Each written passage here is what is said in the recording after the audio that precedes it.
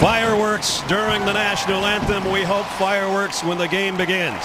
As we take a look at the AFC South standings. Houston, the top team in the conference. Indianapolis, just a couple of games back. Jacksonville's one win came in week 3 on the road at Indianapolis. We welcome you, everybody. Brad Nessler along with Mike Mayock. You look at that 5-3 record. We did Indianapolis last year, Mike, when they only won 2 games. They've won 3 more than they won all of last year. People say, are they for real? Hey, there's only 2 teams in the AFC with a better record. One thing we do know, their rookie quarterback has been nothing short of sensational. How about halfway through his rookie season, I already believe he's in the top 7 or 8 quarterbacks in this league. And let's face it, physically 6'4", 235 pounds. He makes every throw, but it's not the physicality that separates him. It's the intangibles. He inhales film. He's a great leader. I thought Reggie Wayne, the veteran wide receiver, said it to us best last night. He said, hey, when this kid looks at you in the huddle and said this play's going to work, you believe. Reggie says he's special, and he's going to be a lot more special before this season's over. On the other side, you've got an owner in Jacksonville that's been on the job for a little less than a year. He's impatient, he's passionate, he wants a winner, and that puts some pressure on his 23-year-old quarterback. Yeah, and it's only his second season, and I thought 2011, Blaine Gabbert's rookie year, was unfair to him. He was physically battered. He didn't have a healthy wide receiver to throw the football to, and he developed bad habits like any young quarterback would. Now, new quarterback coach Greg Olson had to rebuild this kid from the classroom to the field. This year, after watching a ton of tape, I'm cautiously optimistic. Big arm, really good athlete. I loved his game against Green Bay. But Brad, make no mistake, these next 8 weeks will not only define Blaine Gabbert, but they'll define the direction of this franchise. Before we kick it off, let's check in with the third member of our team, Alex Flanagan. Alex. Hey, Brad. Well, the Indianapolis Colts are playing with a heavy heart after their head coach, Chuck Pagano, was diagnosed earlier this season with leukemia. In between his rounds of chemotherapy, though, on Sunday, he was able to visit with the team and gave them an emotional boost in their win against Miami. And the players wanting to support him during his second round of chemotherapy, which started on this past Monday. They did something a little special for him that you'll see tonight. They took their hair off, all of them, shaving their heads. Andrew Luck, we visited with last night, has no hair on his head, as do many of the other players, showing their support, Brad, and solidarity for their head coach, Chuck Pagano. Boy, that is pretty special. Tonight's game's available in HD and Spanish on your SAP channel. Jacksonville won the toss, and they want the football first. So 2 teams who met back on September 23rd when the Jaguars came back from a halftime deficit to outscore the Colts 19-3, and they won it in the final 45 seconds, and they get set for the rematch here tonight. McAbee to kick. Michael Spurlock is back deep. Waits on it. 6 yards in the end zone. He will not bring it out. But will bring out Blaine Gabbert, who Mike just talked about. He might not have a great record against the rest of the league, but you can't beat what he does against the Colts. 3-0 so far in his young career, and he is actually a month younger than Andrew Luck. Offensively, the big eaters for him up front: Monroe, Brewster, the rookie, Meester, Waneri, and Bradfield. Backs and receivers: Rashard Jennings, no Maurice Jones-Drew, Justin Blackman, shorts, and Robinson, the wideouts. Mercedes Lewis is the tight end. So first down, first snap from the 20-yard line. And they'll throw on first down. Deep out, a little bit too high in front of Justin Blackman, the rookie #1 draft choice. Defensively, for the Colts, they're missing Robert Mathis tonight. Here's the front 3, Moala, Johnson, Redding. They do have Dwight Freeney in there, and Hughes takes the spot of Mathis with Connor and Freeman. And the secondary looks like this. Missing their corners, Mike. Oh, yeah. Zibikowski and Bethea are the safeties. So Butler and Vaughn in there for the regular 2 starters, who would be Vontae Davis and Gerard Powers. Second down at 10. Gabbert, second throw. This one's on the money. Complete to Lewis, trying to back his way for a first down, and he got about 9. It'll bring up 3rd and short. Now, Blaine Gabbert has a big arm, and when he throws the football in time and trusts what he sees and rips it, he's pretty good. Mercedes Lewis is right over here. Down, there's the route. Now look at the break. He's got to throw outside shoulder away from the inside leverage linebacker. It's a big arm, and it's really good accuracy. And they pick up the 3rd down. They're only 30% on the year in their 3rd down conversions. Gabbert rolls, throws across his body, incomplete. And it'll be 3 and out. Pass intended for LaRon Robinson. And Cassius Vaughn, one of those corners, filling in, does a nice job on defense. And Brad, one of the things I think Jacksonville has to do is get a little more vertical in their game. They only average 5.8 yards per attempt, which is worst in the league, and the field's compressing. People are challenging those receivers in that 0 to 10 yard range, and they've got to push them off. Anger, the punter, hits it a mile in the air. Hilton with a fair catch call and takes it at the 25-yard line. So the Colts will come out with Andrew Luck, and their season right now second to the Texans in the South. They've won 4 of their last 5, 3 straight wins. And Andrew Luck at quarterback, a rookie record 433 yards a week ago. He has exactly the same amount of yards passing right now as Peyton Manning does, 2,404. How freaky is that to is. the yard halfway through the season?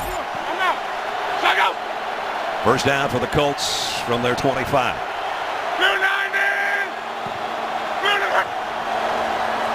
And it's a draw to Ballard. Ballard takes it wide, busts a couple tackles, and has an 11-yard run and a first down. Offensively for the Colts, they've had to shuffle some guys around as Lincolnbox moved to right tackle. Wright's moving in at the left guard with Costanzo, Shipley, and McGlynn. The backs and receivers. They told us Donald Brown was going to start, but Vic Ballard was in on the first snap, as you just saw. Wayne Avery, Allen the tight end, Saunders also in a 2 tight end set much of the game. And there's Reggie Wayne, the veteran, in motion. Straight drop for Luck. Fires complete. Reggie Wayne out to the 48, maybe the 49-yard line. And there's catch number 62 on the year for the ageless wonder. And I'm so impressed with Reggie Wayne this year just because they're asking him to do different things. 5-step, balls out on the curl route, linebacker Posluszny gets caught inside, and this ageless wonder at age 33, almost 34, Brad, he's playing all 3 wide receiver positions. He's blocking, he's doing everything they ask, and he's having another all-pro season. Quick toss out to him, trying a wide receiver screen, and no gain on the play, maybe a loss of a half yard. Jacksonville's defense, their front is pretty strong, maybe the strength of their defense. Lane Mosley, Alualu, and Mincy. Stanford, Posluszny, leading tackler again, far and away, and Allen. And in the back end, Cox, Landry, Brzezinski in there as a starter, and Aaron Ross.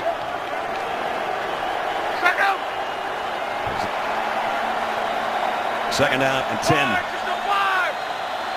Allen, the tight end, now settles in on the right side, and play action for Luck. Loads it, steps up, in the pocket, fires on the run, in and out of the hands of Reggie Wayne. Wow. Catchable ball. Yeah, this quarterback's movement skills in the pocket are on par with a veteran quarterback with 10 years of experience in the league. Watch his eyes scan. He feels pressure. He steps up, but the eyes are downfield the entire time. The accuracy is beautiful. You rarely see Reggie Wayne drop a ball that's thrown like that. Last week, Luck was sensational on 3rd down. And on 3rd and short, they're not so good. On 3rd and long, they're the best in the league. They got a 3rd and long right here. 3rd down and a long 10. Luck stands in, incomplete, intended for Wayne at the 40. I think it was tipped by Alualu at the line of scrimmage, and it's a punting situation for Indianapolis. Yeah, Alualu was working on Shipley, and the ball was tipped at the line of scrimmage. The route, Ross man-to-man coverage, and the ball's delayed and off target because of the deflection. Michael Spurlock drops back as the punt returner as you look behind Pat McAfee, the captain of the special teams.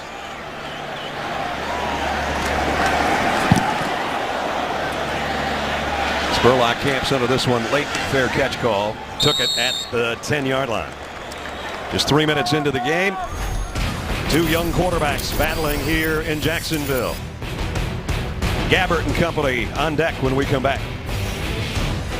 Brad Nessler, Mike Mayock, Alex Flanagan in Jacksonville, where the Jaguars take over at their own 10-yard line. And a lot of times it's 3 and out, which it was on their first march. Here they're going to have an extra lineman, extra tight end, and Guy Wimper in there. try to give Gabbert some protection or maybe lead the way for Rashad Jennings. Cecil short in motion. And it's Jennings hitting the backfield. He's not going to get back to the line of scrimmage. Keely Moala in on the stop for the Colts. I think Philly Moala is playing better since they converted from that 4-3 to a 3-4. They call it a 5 technique, the defensive end in a 3-4. He fits that. His body type lined up over the tackle, and that time he flashed inside Eugene Monroe, the left tackle, and made the play. Moala in his 4th year out of USC, a 310-pounder. Forces a 2nd down and 10.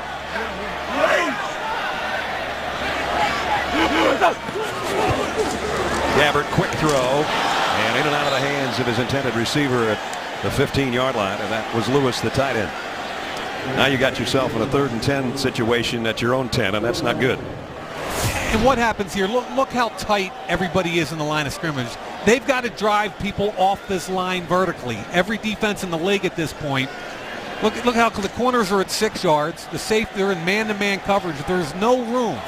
You've got wide receivers like Cecil Shorts and Justin Blackman, Laron Robinson. You got to drive them vertically. Yeah. Gabbert in the shotgun now on 3rd down and 10. Near his own goal line to throw. Fires near side, incomplete. Not deep enough for Laron Robinson, and now they'll have to kick from their own end zone.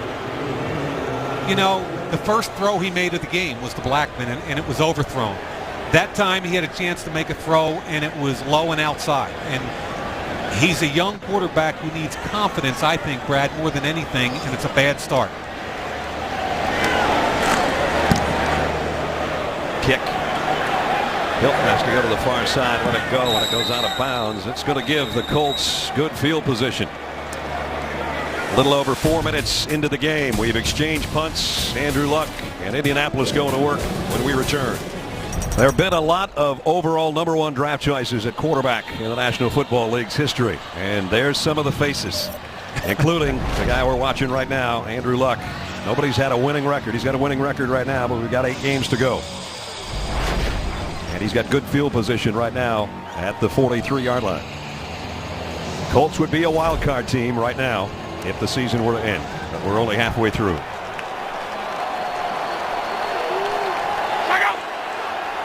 High backfield with Ballard, the tailback. And he'll get the call. Ballard, nice gain out to midfield. Let's go back to those faces for you, because there's some beauties in there. Now, there's some guys that are in the Hall of Fame, and there's some guys that aren't. If we're going to play tic-tac-toe, I'd go Elway, yeah. Manning, Newton, and I think I got you. Okay. Now, Bradshaw's pretty good over there. Aikman's over there, right? Yeah, that's But then good. we got, was that no, Jamarcus is there, so we can't go that one, right? No. I think you picked a good line. That was a good line. Yeah. 2nd down 2. Colts just shaded on Jacksonville's side of the 50.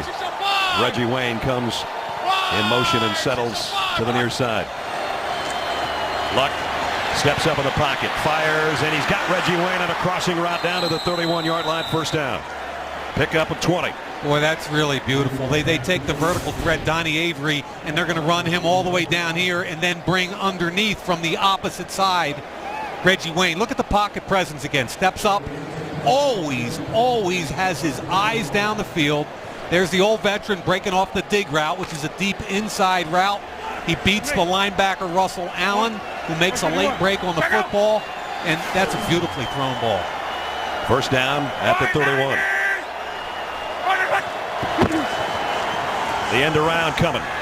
T.Y. Hilton got a blocker in front. He's got great speed. Hilton down the near sideline, out of bounds at the 12-yard line. Dwayne Allen got a nice lead block, and there's another chunk play. Mike, 19 more yards. And you called it right. Watch Dwayne Allen here, who starts here and will come around and be the lead blocker. He's the tight end and a rookie. There's the handoff. Dwayne Allen, who ran 4.85 at his pro day, but plays much faster, gets the key block. And trust me, T.Y. Hilton's the guy you want with that football in space. Don't care if it's the return game, a reverse, or a passed football. So Indianapolis at the Jaguars' 12-yard line. This time they fake the in around. They go to Ballard on the other side, and he only got about a yard. Aliwalu in on the tackle again. You know, the more tape you watch of this quarterback, Brad, and sometimes I get frustrated because we make too much of certain players, but you can't oversell how good this kid's been for 8 weeks. And the thing I liked about him when we talked to him last night, he said, you asked him what his goal was this year, and he said, I want to get better every week. And he has, and the tape bears that out. Second down and 8 here. Wayne down to the bottom of your screen now, moves closer to the tight end. And he's looking for him, but he comes in the flat. Down to the 7 to Robert Hughes. Pickup of about 3. Now the Colts can get a first down at the 2-yard line. As Bruce Arians, the interim head coach, Chuck Pagano. And we send out our best to Chuck as his second bout with chemo is already underway. This is a big third down for the Jaguars defense right here. They'd love to force a field goal. Yeah, they're a 45% team overall on third down, which is 5th best in the league. And that, Andrew sees something he doesn't like and calls a timeout. Don't want to waste an opportunity here. So he'll come to the sideline. We'll have a big third down and 5 when we return. Tomorrow, 7 o'clock on NFL Total Access. Roddy White of the Falcons, who just passed Terrence Mathis to become their all-time reception leader, talks about the matchup with the Saints. And always you get the latest news and info leading up to another big NFL weekend. 7 o'clock Eastern on NFL Network tomorrow. 3rd and 5. Andrew Luck was 13 of 17 passing on third downs last week. 12 of those for first downs. He needs 5 for a first down. He needs 7 for a touchdown. Beware quarterback run. Luck waits, pressured, and down he goes. Jacksonville does get the stop they were looking for.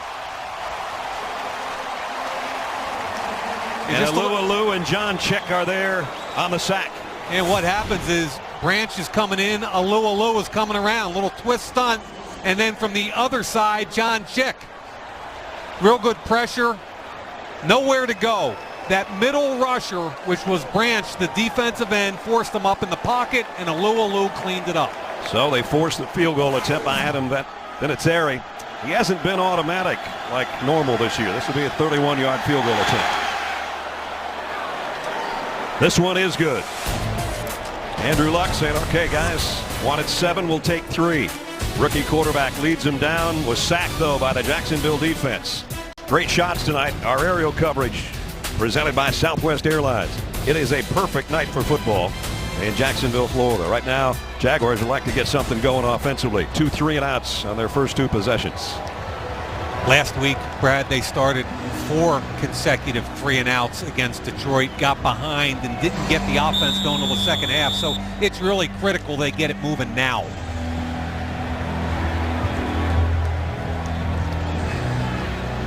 Spurlock waits on the kickoff. Has to backpedal, let this one bounce in front of him. Non-returnable again. So they'll bring it out to the 20. We check in with Alex.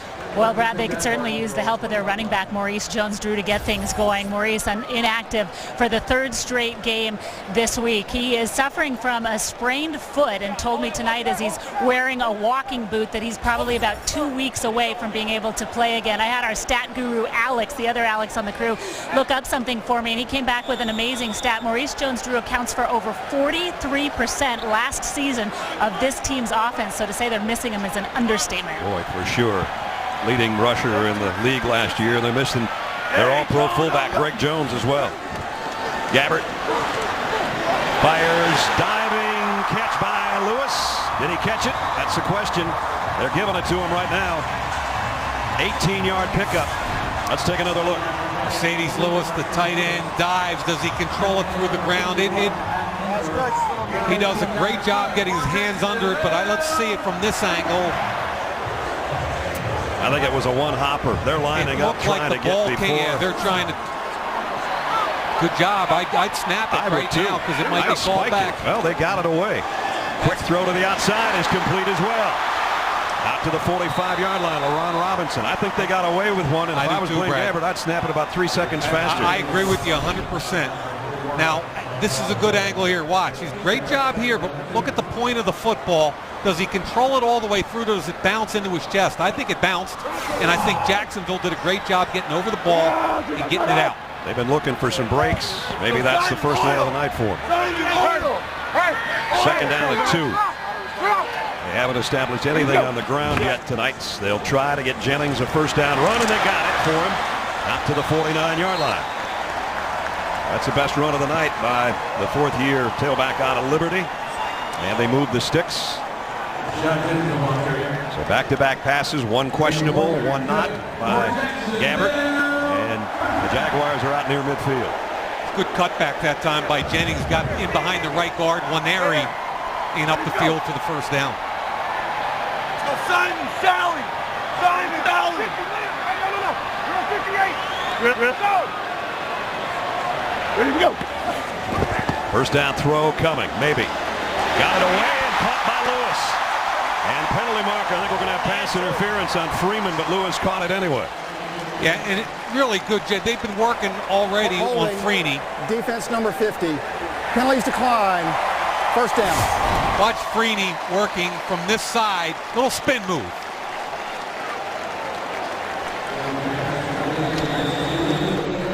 Gabbert hangs in as they got a hand on him, but not enough. That's good job by Lewis on the concentration.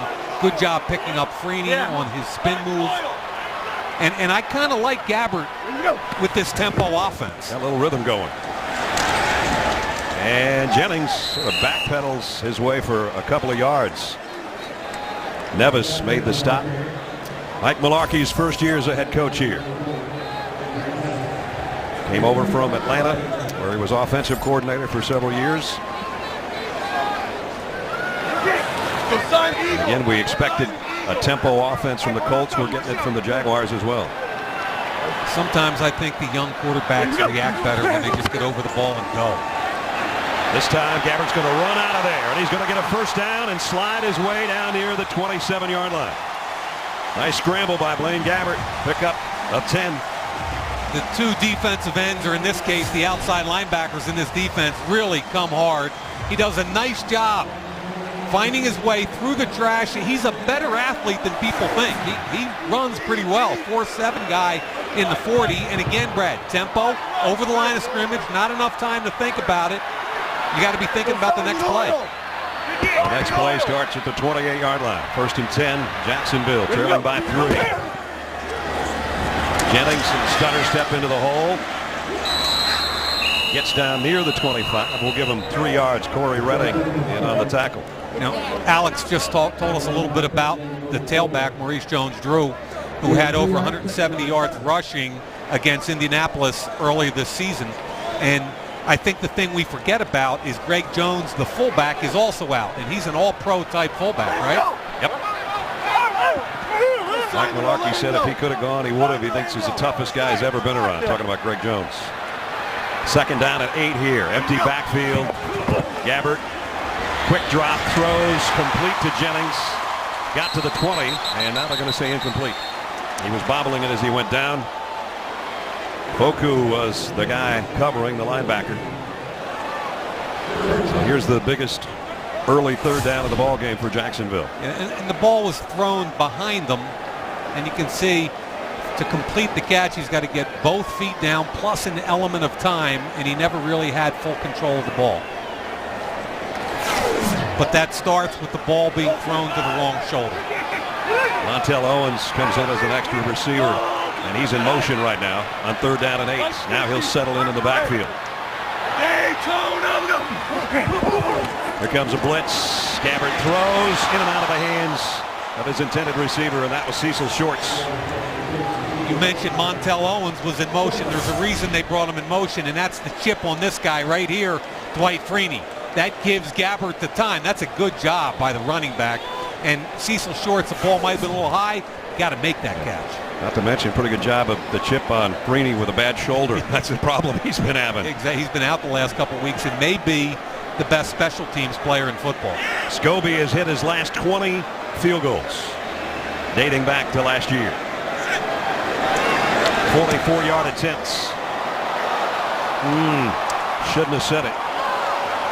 Brad, I was on the field before the game, and it's a beautiful night, but there's a slight wind, and from that direction, everything was heading from right to left as we're looking at the camera. First field goal he's missed since last Thanksgiving. Still 3-0 Indianapolis. Sunday's NFL Network brings you everything you need to know from sunrise through the final gun on Sunday night. First on the field, 7 o'clock Eastern Time. Reports from all the big games, 9 to 1 game day morning with all the complete information and analysis you'll need. 4 o'clock, we break down the early games for you on Game Day Scoreboard, then recap the day's action on Game Day Highlights at 7:30. Game Day Final at 11:30. Sunday is Game Day on NFL Network. From the 40, from the 34-yard line, rather, Luck gonna fire deep into coverage and intercepted. Jacksonville's got it back. Aaron Ross with the interception, but a flag down in the backfield, and it's going to be roughing the passer. Contact to the head. 15-yard penalty. Automatic first down. Terrence Knighton, I think, is the guilty party. Pressure here, pressure inside from Alu. There's the hit. Now everything's fine except for the contact to the helmet. Knighton, that's helmet to helmet for a, quote, defenseless player. It takes away great coverage by Aaron Ross and a huge turnover. Those are game changers right there. They don't get penalized often, but that one was huge. Instead of Jacksonville ball, Colts maintain possession out to the 49-yard line. It was the right call. It wasn't a vicious hit, but it was the right call. Donald Brown in at tailback.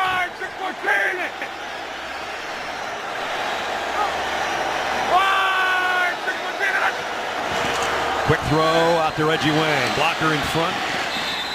Picked up 5 before Mike Harris got him down. So Reggie Wayne already with 4 catches. He does that on a regular basis. 57 consecutive game with at least 3 catches. How about that? Chris Carter, the record holder. Can't even tell you how impressed I was coming out of our meeting with him last night and the way he goes to work and the example he sets for these young wideouts. Second down and 5. That's Reggie in motion.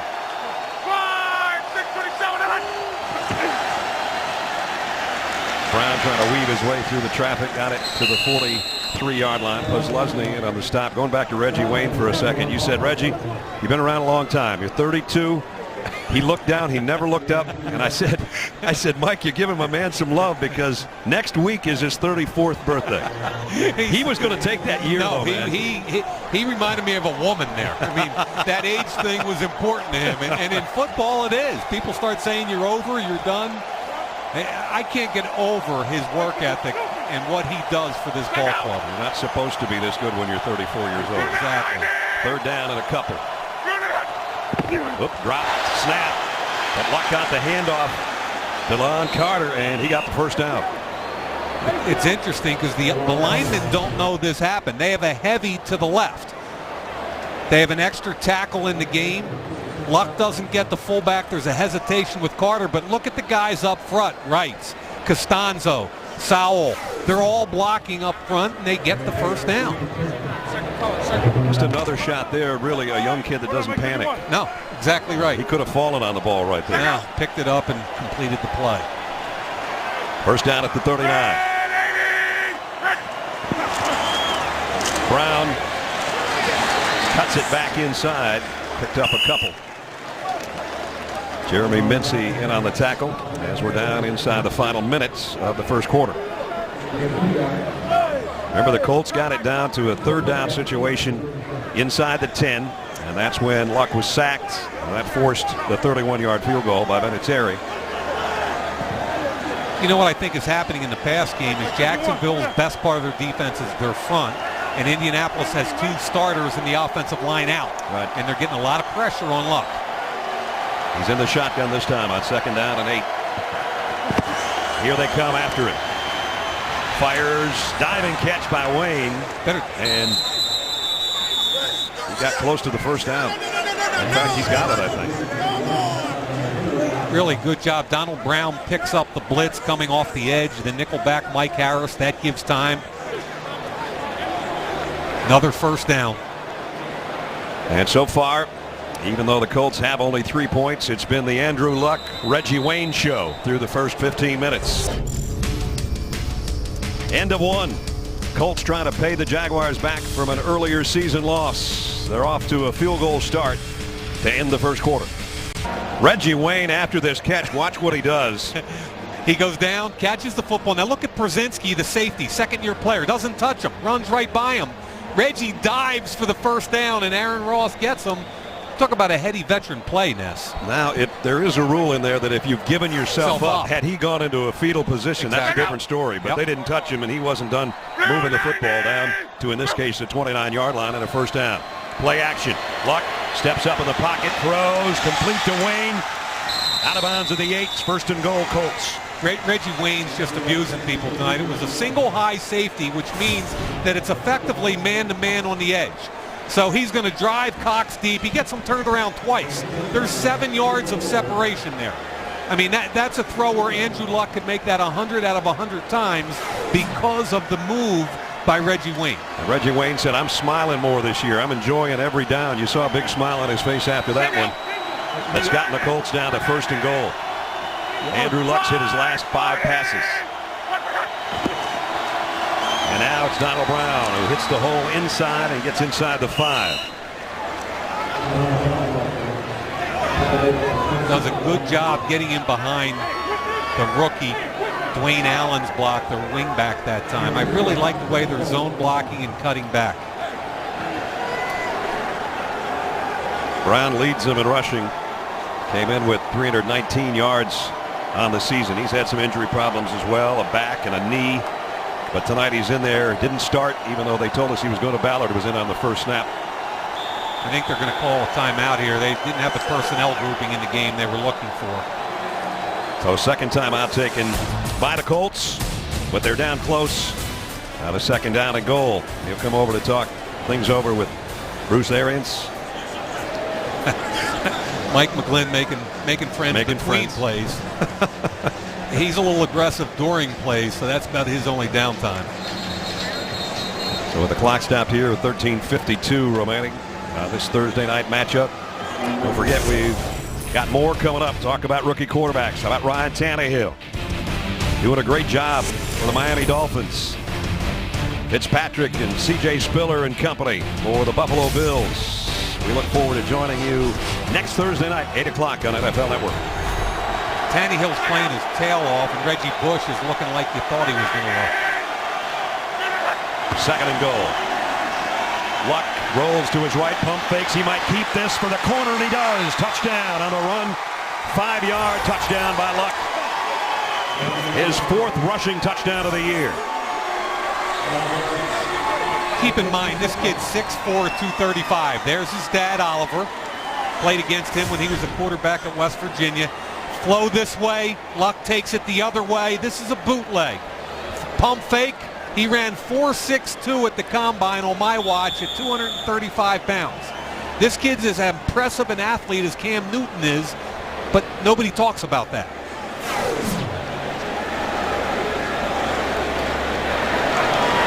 Vinatieri, point after, is good. The Colts trying to win their 4th straight game. They're off to a great start in Jacksonville. Their rookie quarterback pump fakes and then did it himself from 5 yards out. Dad says, that's the way I taught him. 10-0 Indianapolis. Andrew Luck with a touchdown has made it 10-0 Indianapolis. 13:44 remaining. And here's the hit that kept the drive alive. The roughing the passer hit. And you know, dumb mistakes usually result in points for the opposition. Ross makes a great interception. It's negated. What happens? The 15-yard penalty extends the drive. Luck ultimately runs it in for bootleg. And instead of your ball driving, you're now down 10-0. Capped off a 66-yard drive in 8 plays, 4.5 minutes to get in the end zone. And in the end zone's where the kick goes to Spurlock, and they'll bring it out to the 20. So Andrew Luck's in his rookie season, and he's already tied his dad. There's Oliver as a player with the Houston Oilers. And in his career, 13 passing touchdowns. Went on to now become the athletic director at his alma mater, and also was the head of the World League and World League of American Football in Europe. So the kid has tied the dad in season number 1. That's pretty cool. That'll make for some fun tonight after the game. Simon, Sally! Simon, Sally! Now Gabbert's got to lead these guys to some points. They can't afford to get down at home again. They've been a notoriously bad home team. Haven't won at home yet. Gabbert, the throw is a good one, complete, and breaking a tackle is Robinson still on his feet. LaRon Robinson, good effort after the catch. Even though they had a hold of his jersey, he broke free, and he picks up 19 yards. This is an example of the quarterback trusting his receiver. It's a back shoulder throw. It takes trust, and it takes timing. 1, 2, 3, 4, 5 step, no hitch, ball's out. Defensive back has his back turned, Darius Butler. That's a really good time throw and an accurate throw. And a first down at the 39. Simon, grab! Ready to go. Right in the middle of the pile is Rashad Jennings. Short gain. You know, Brad, we had Jacksonville towards the end of last year. We sat down with the rookie quarterback at that time, Blaine Gabbert. His offensive line was decimated with injuries. He had nobody to throw the football to, and we kind of thought he was just overwhelmed. Yeah. And the game showed it that night. But do you sense a different kid here? Absolutely. Yesterday, talking to him, more mature, more confident. And tonight, I think he's played pretty well here, even though they don't have any points to show for it. Remember, they had a nice drive last time and then missed the field goal. First time a missed field goal by Scobie since last year. Ready, right now. Gabbert, quick throw there, and again, nice catch by Robinson. Darius Butler made the tackle, pickup of 6. That's going to bring up third down and about 3. You know who an interesting guy is Darius Butler. Second round pick of the Patriots back in 09. Played 09 and 10, and Belichick cuts him. Carolina picks him up last year. He gets cut by Carolina. Running out of opportunities, you think? This I told him before the game. He came over and said hello, and I just said, hey, man, you got first-round talent. You got first-round feet. This might be your last opportunity. You need to take advantage of it. Lane. Jaguars third down and 2. Looked like the Colts might have jumped. The pass is complete, but it's not going to be a first down throw. Spurlock. I thought Corey Redding jumped in the neutral zone a little. Offside, defense number 92. 5-yard penalty, first down. Well, they're saying it was on Jerry Hughes. I think it was on Corey Redding. Either way, first down. You could have picked either of them, I think. You might have thrown Freeney in there, too. One of those 90s. Doesn't really matter. At this point, it's a first down. And again, no huddle, up-tempo. Jacksonville looks like a different team to me that way. Simon Raptor. So another trip into Colts territory, but can they create points? Montel Owens, you see number 24 back in there at the tailback spot. Gabbert. That one's too wide, intended for Robinson again. Yeah, I think sometimes he's so concerned about not throwing an interception. And by the way, 9 touchdown passes, only 5 interceptions, but when he gets tight coverage, sometimes he's so concerned he throws it away. And I think he's got to fit it in. Justin Blackman in motion, their number 1 draft choice. Simon Q. Sally. He and his center, Brad Meester, setting protections. Quick drop, quick throw, complete. Robinson, he's been his favorite target. Ball came out at the end, and the Colts have got it. Darius Butler with a football. Yeah, I think Foku stripped him. At the very end, 58 Foku strips it. Ball's out. Colts hadn't had a takeaway in a month. They get one there, and it stops another Jaguar drive. Wait, let's see if they get the football. If Butler's feet are inbounds or not when he controls the football. He's got it. Yes, okay. So again, a long time between takeaways. The runner was down prior to losing control of the football. Okay, wait a minute. It'll be third down. So the ruling was that he was down. Let's take another look. Ball's in the right arm. Here comes the strip by Foku. He still has the football, and it's coming. And boy, is that close. Oh, man. There's an elbow down. There's forearm, a hip coming down. This is going to be a close one. So the challenge is out. The referee, Terry McCauley, saying that the ruling on the field was a completion and down. I think this challenge that it was a fumble and recovered by Indianapolis. Timeout. Well, the official on this side of the field definitely signaled Colts ball. So we're going to have a discussion. We're going to have a review. We've got a challenge as well. We'll be right back. You don't cut it any closer than this. And remember, the ruling on the field was no fumble. Now look, that knee and elbow are down as the ball's coming out. I don't think there's enough video evidence to overturn this call. You can see Foku trying to strip the ball, as is Butler. They're both stripping. The ball's out, but it's all about, to me, it's that right knee, the left knee and hip. Right. He's down. Ball's coming out almost simultaneously. If the Colts don't get a takeaway out of this, they're going to be thinking they're snake bit because they haven't had one in a month. That's really close. Here comes the call. After review, the runner lost possession prior to the knee being down. Indianapolis recovered the ball in the field of play. The ball belongs to Indianapolis at the 39-yard line. Good challenge by Bruce Arians. Indianapolis is not charged And with a the Colts timeout. do take over. That's only Indianapolis's fourth takeaway of the season.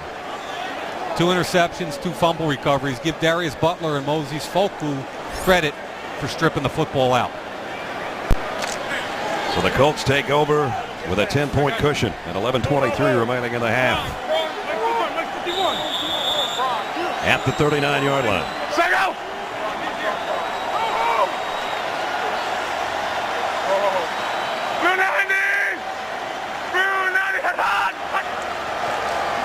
They fake it to Ballard. Play action throw comes back this way to Ballard. And got it out to the 45-yard line.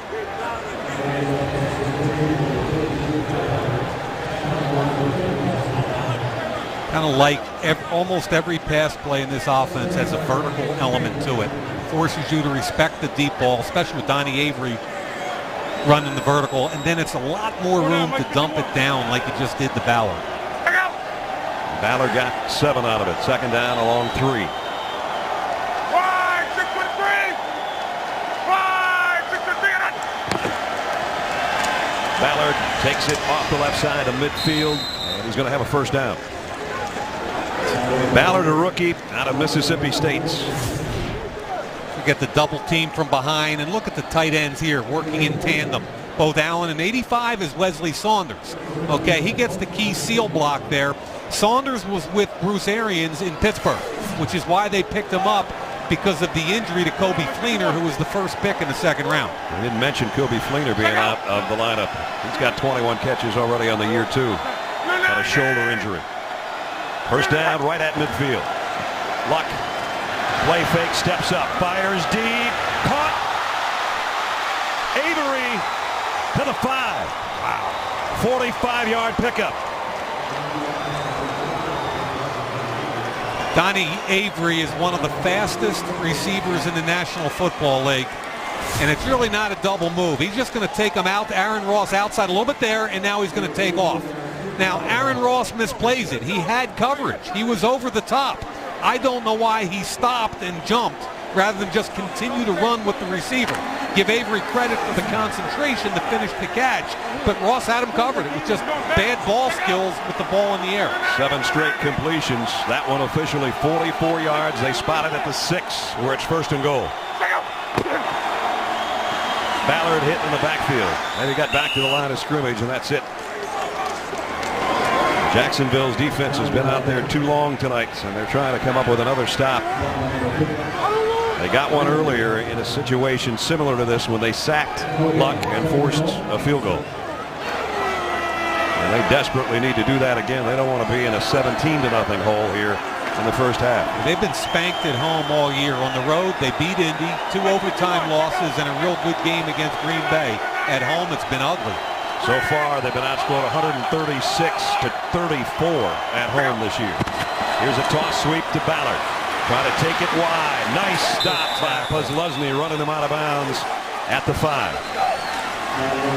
You know, one of the better free agent acquisitions Gene Smith, the GM, has had here is Pusluzny, the linebacker from Penn State. He reads it, sees it, beats the block of A.Q. Shipley, and makes the secure tackle on the edge. Pusluzny 62 tackles right now, but He had 192 last year. Former second-round pick of the Buffalo Bills. Here's the biggest play of the night for the Jacksonville defense. Can they stop the Colts on 3rd and goal? Empty backfield for Luck. Quick throw, slants complete. Down short of the goal line, about at the 1-foot line is Ballard. And it's just a double stack, and he comes inside Avery. Now Landry has to make the tackle. Ball's certainly down before. It looks like the Colts are coming in with their heavy group. They sure are. You know, early in the game and everything, Ness, but this is big play. Big play right here. Ball is sitting on the goal line, basically. Even bring in Mario Harvey, number 54, a linebacker, as an extra blocker. DeLon Carter is the setback, but it's Andrew Luck trying to do it for the second time tonight himself. I don't know. I don't think so. Now we get a touchdown call. Man, that's going to be close. Let's see what kind of push they get here. Wow. Can never see the football there. That's the hardest part of challenging this kind of play. Can't see the football. There it is. It almost popped out. And the official from the far side finally comes in with a touchdown call. Watch the left. See, it almost pops out right there. It's a snow cone. I'm not sure he got that over. That's a snow cone right there, baby. And they review all scoring plays, so they're going to look at this for sure. Jacksonville fans don't like the fact that it was signaled a touchdown. If it stands, it's the second score on the ground for the rookie quarterback.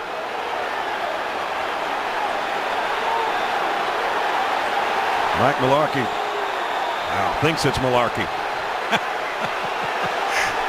Vinatieri out there, and it's academic now. Mike's way out, halfway to the hash mark. Here come the penalty markers. And he's wondering why they didn't look upstairs at this. He threw everything out there except for the red flag. Yep. Now, the ball was in Luck's left arm. And remember, it kind of popped out. And I can't find a replay where I could definitively tell you that he didn't get in. And there comes the headset, the playbook. And a flag. And a flag. Yep. Can't lose your head like that. You're down 17-0. And you just cost your team field position.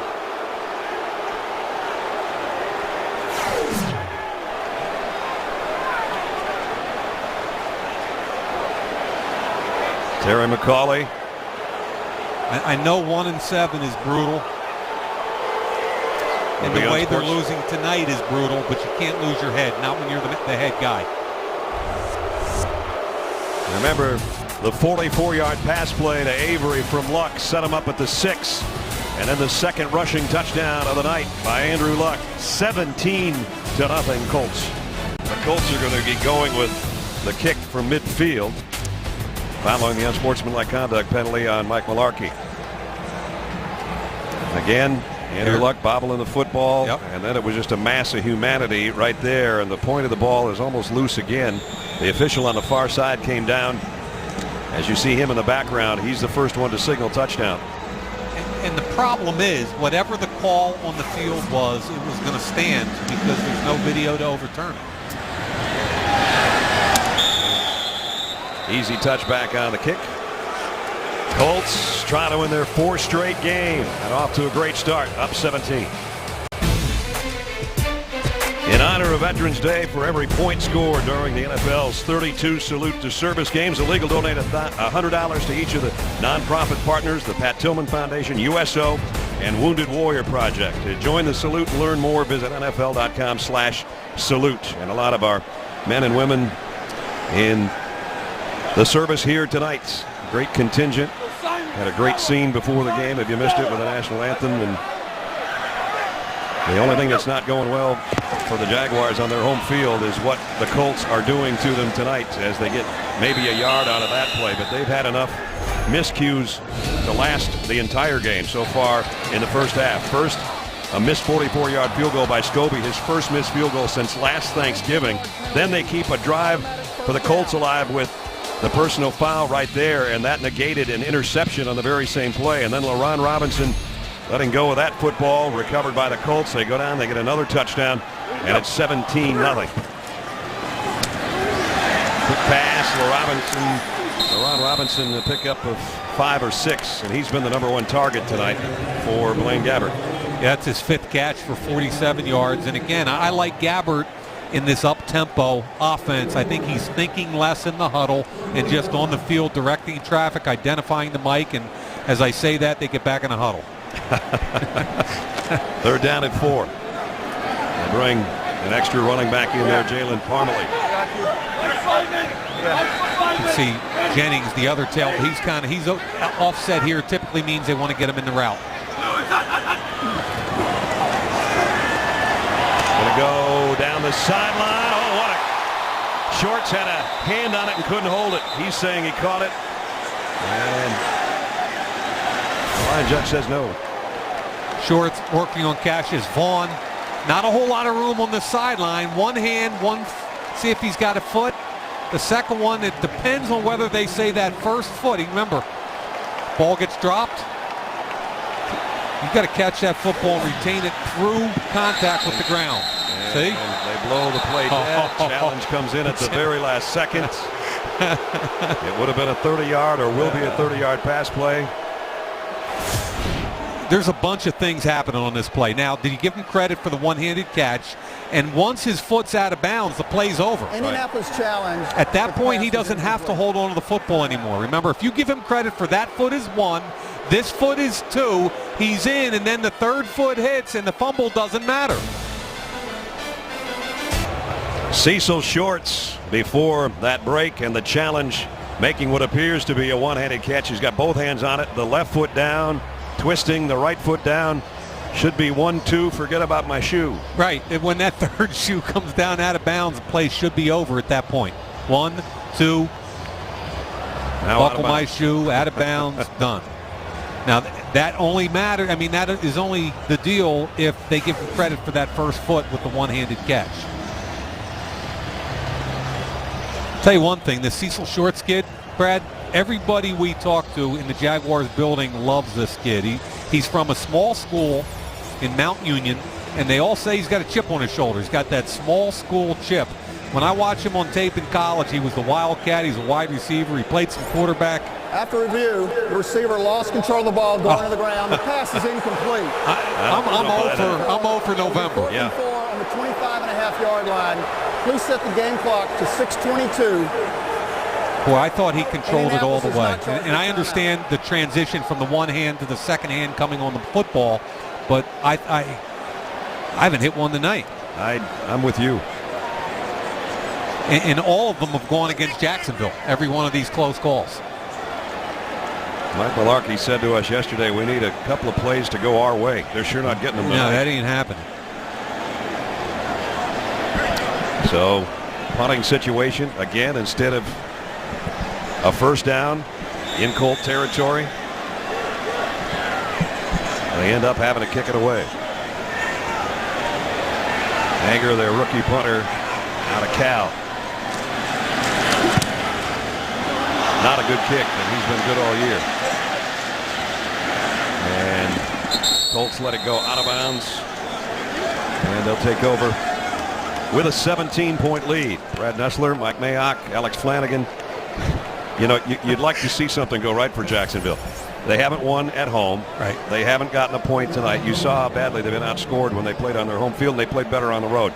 Tonight, nothing working for them. You know, when you're 1-7, doesn't everything go against you? And Andrew Luck, 10 for 12. Reggie Wayne, 6 catches. Right. I actually think Blaine Gabbert has hung in there and thrown the football pretty well. They've moved it, but they have no points to show for it, mostly because of 3 controversial calls that have gone against them.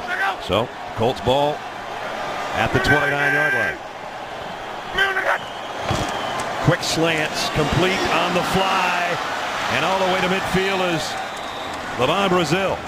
21-yard play, and they're getting chunk yardage again tonight, Mike, and that's something they were looking for. Couldn't get it until last week, and now they're coming in bunches. Yeah, and he beats them off the line of scrimmage. He beat Aaron Ross with a quick first step, and Levon Brazil is another one of those vertical flyers. Ohio University. Aaron Ross looks like he was in quicksand compared to Brazil coming off the line of scrimmage. Donald Brown works his way for a tough 3 yards. The thing about Indy's run game, and last week they only ran the ball for 97 yards on 26 carries, but they stayed with it, Brad, for 2 reasons. One, as good as Andrew Luck is, you don't want him throwing the football 75% of the time. Right. And secondly is when you run your stretch play, when you run your power plays, you wear a defense down. And they started running the football effectively in the fourth quarter last week against Miami. Got it! They had 14 runs, 14 passes tonight. Perfect balance. And 17-0 in front. Here comes run number 15. And it's only about a yard gain. Branch makes the tackle on Donald Brown as we check in with Alex. Well, Brad and Mike, you talk about how the Colts are achieving a lot of perfection tonight. Meanwhile, there's an awful lot of head shaking going on down here on Jacksonville's sideline. A lot of the regulars down here telling me that Mike Mularkey, usually a very calm, cool, collected head coach, that is the most upset that they have ever seen him. You saw him throw his headset. This headset was put back, kind of tangled up. He had to get a new one, but an extraordinarily frustrating night for this team. Boy, absolutely. 3rd down and 5. As Luck in an empty backfield has a look. And throws across the middle, incomplete. Reggie Wayne, the intended receiver. The flag comes in. Wow. Mike Harris, the rookie out of Florida State, is going to get the pass interference call.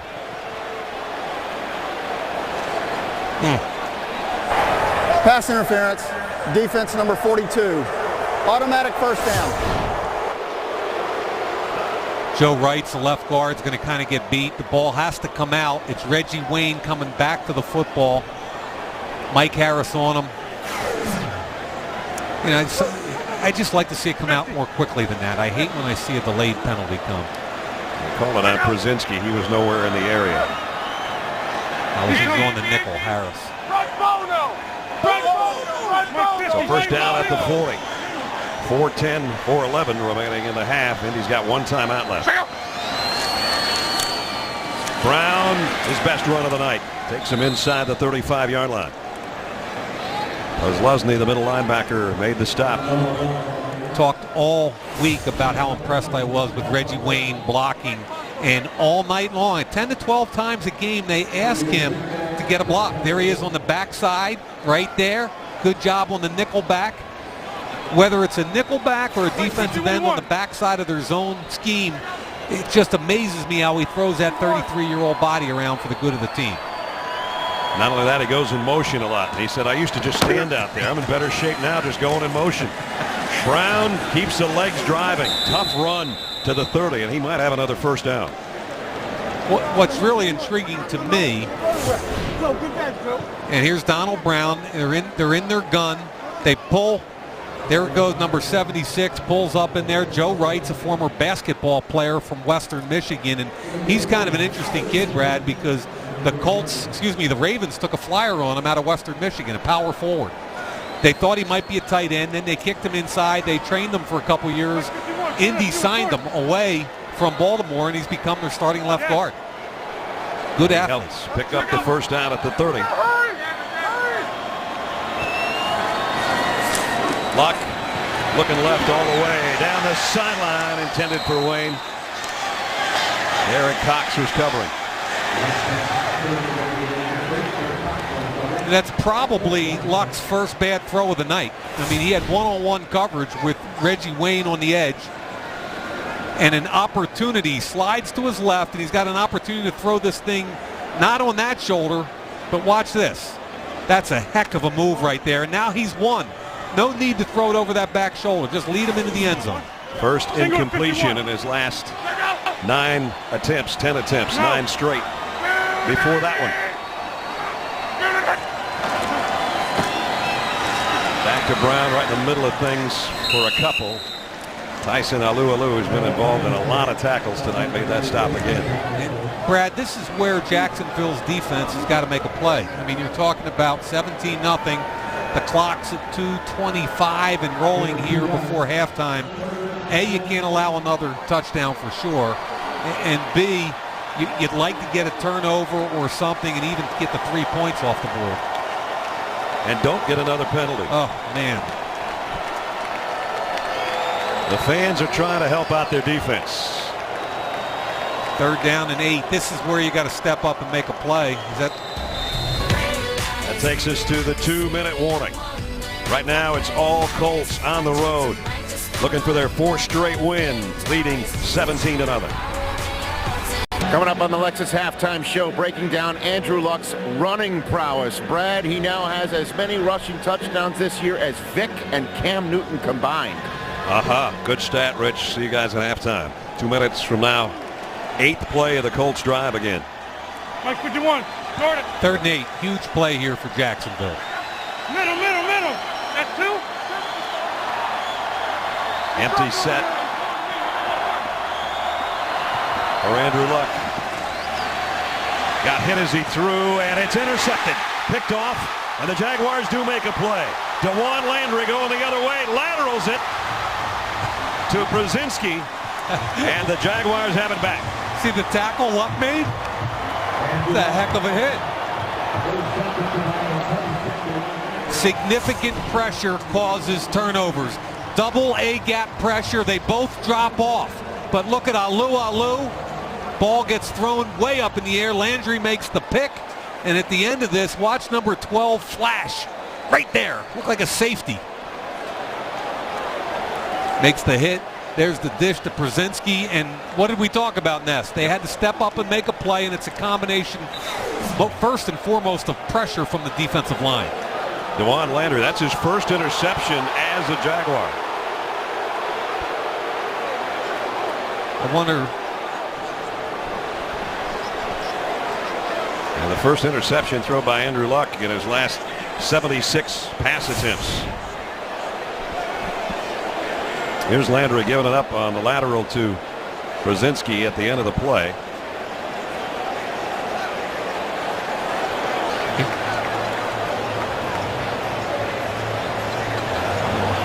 Might be a forward lateral. Yeah, it's real close. Wouldn't surprise me if it goes against Jacksonville. It wouldn't shock me at all. I'm not even going to speculate. Hang in there, partner. We got 2 quarters left. You know, pre-snap, they showed 2 linebackers here, both of whom are going to drop off. But they've got to account for them in their pre-snap pass. And a real good job. Watch the loop around here by Alu. This is the 2nd time he beats Rice, but even more importantly, Mincy, 94, gets to the quarterback first. So it's just another X stunt. Mincy and Alu meeting at Andrew Luck. Alu, 5 tackles, a sack in that hit, or at least he was part of that hit that forced the interception on the other end. In their first meeting, Andrew Luck made a very bad decision and threw the ball down the middle of the field against a cover 2 defense that was an obvious read. After review, the ruling on the field stands. 1st down, Jacksonville. So he had a bad interception week 3 or 4. You're laughing. Oh, man. At least they've got the football, and that's the important thing right now. Exactly.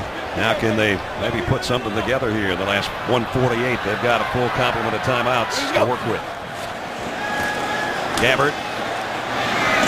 Tough throw. Low, incomplete. Josh Gordy on the coverage, and we got a flag down in the secondary. I think it's going against the Colts, too. Prior to the pass, illegal contact, defense number 27. 5-yard penalty, audit 1st down. So the guy that I said made the play, Gordy, with illegal contact before the throw. Yeah, and this is the nickel because Gerard Powers and Vontae Davis are both injured, so everybody bumps up a little bit on the depth chart. Josh Gordy playing the nickel, called for the foul. Go. Gabbert, quick throw to the far side, complete. Laron Robinson steps out of bounds on the far side, stopping the clock at 1:38. You know, Eugene Monroe, the left tackle, is doing a pretty good job with a very difficult assignment with Dwight Freeney. And this is usually Freeney time when they know you got to throw the football. Going back the same way, complete again to Robinson. Ron Robinson might end up with double figures in catches by halftime. Picked up 7 more, and a first down into Colts territory. So Jacksonville's got a chance here with 1:20 remaining and all 3 timeouts. Gabbert, whoops, runs right in to Jerry Hughes. Hughes in there for Mathis, and he comes up with a big sack. And this is the kind of opportunity that the former first-round pick from TCU's got to take advantage of. You know it's pass. You got to beat Bradfield, the second-year player from Grand Valley. And the problem is that Gabbert starts to recede in the pocket. Instead of stepping up, he floats. And when you float in the pocket, you give the defensive end a better angle. A lot of times when you float, you sink. He sunk. Well, there was pressure from Mawala coming up the middle, which made it difficult to step up. So give Jerry Hughes a ton of credit there. And that's a guy they need to start playing, because let's face it, Mathis and Freeney aren't getting any younger, and that's a former first-round pick out of TCU with some talent. So instead of being in Colt territory, Jaguars backed up inside their own 43 with a sack. Gabbert fires down the middle. Nice throw and catch. And a first down, Michael Spurlock. And that's what I mean by this kid can rip it. When he sees it and steps into it, he's got a big-time arm and can make those kind of throws. Opportunity here for the Jaguars to try to take advantage of that turnover. And it's Robinson on the far side. Complete again, 8 more yards with 49 seconds left. Yeah, Indy's playing real soft on the corners. They're trying not to let up a big play, but in doing so, they've given up 4 or 5 hitch routes, and then to compound the error, they're letting the wide receiver get out of bounds. Second down and 2. If the Jaguars could somehow come up with a touchdown, it would be basically a 14-point swing in this game, and it would really give them some momentum going into the locker room at halftime. But still, they are 28 yards away from that end zone. They're sitting in 2 high safeties pre-snap here. Gabbert pump fakes and now throws and There's the flag. fly. Yep. Brad, you and I have been talking about the hitch routes. That was a hitch and go, double move. Prior to the pass, illegal contact, defense number 32, 5-yard penalty, automatic first down. Cassius Vaughn, second time they've had that penalty called on him in this drive. Yeah, I love the call. Double move. Vaughn jumps it. That's called bad eye discipline. When that first move was made, he peeked in the backfield, got beat badly, and then had to go out and grab him and knock him down. That's poor corner play by Vaughn. Now they're at the 23-yard line.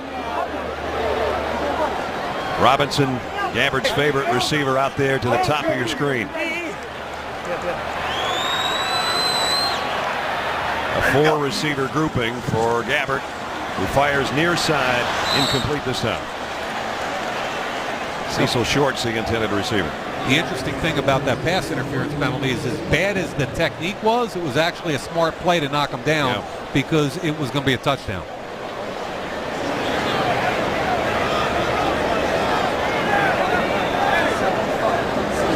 So second down and 10 at the 23. Now, Gabbert can't throw an interception, and he can't take a sack. Protect the field goal, worst case.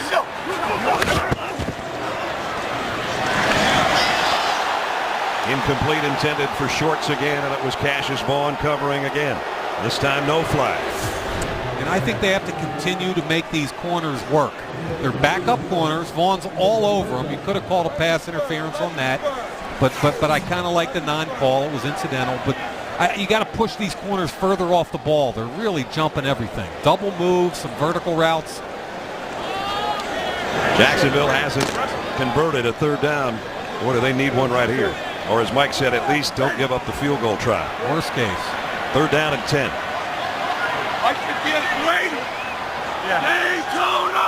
Empty backfield. Gabbert on third and long. Crossing route complete. And he's short of the first down, but down inside the 20, a pickup of 6 to Spurlock. And now the clock continues to run.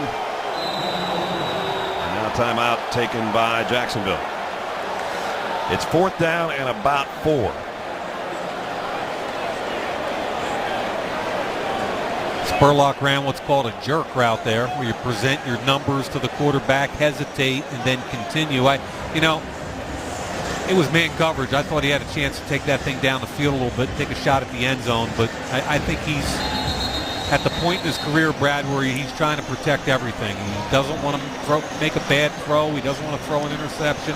He's doing what we just talked about, which is protecting points. But here it is, 4th down, and who's on the field, man? Yeah, the quarterback. And when you're 1-7 and you haven't won at home and the fans are restless. I'm kicking a field goal. I want points. Unless they try to draw him off here and then work for a field goal. Gabbert's in the shotgun.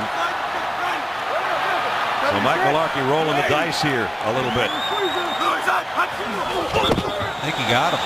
Somebody on the right side of the offensive line, somebody hesitated. It might have been the right. Well, 5-yard penalty, 4th down. He called a quarterback? Yeah, he called it.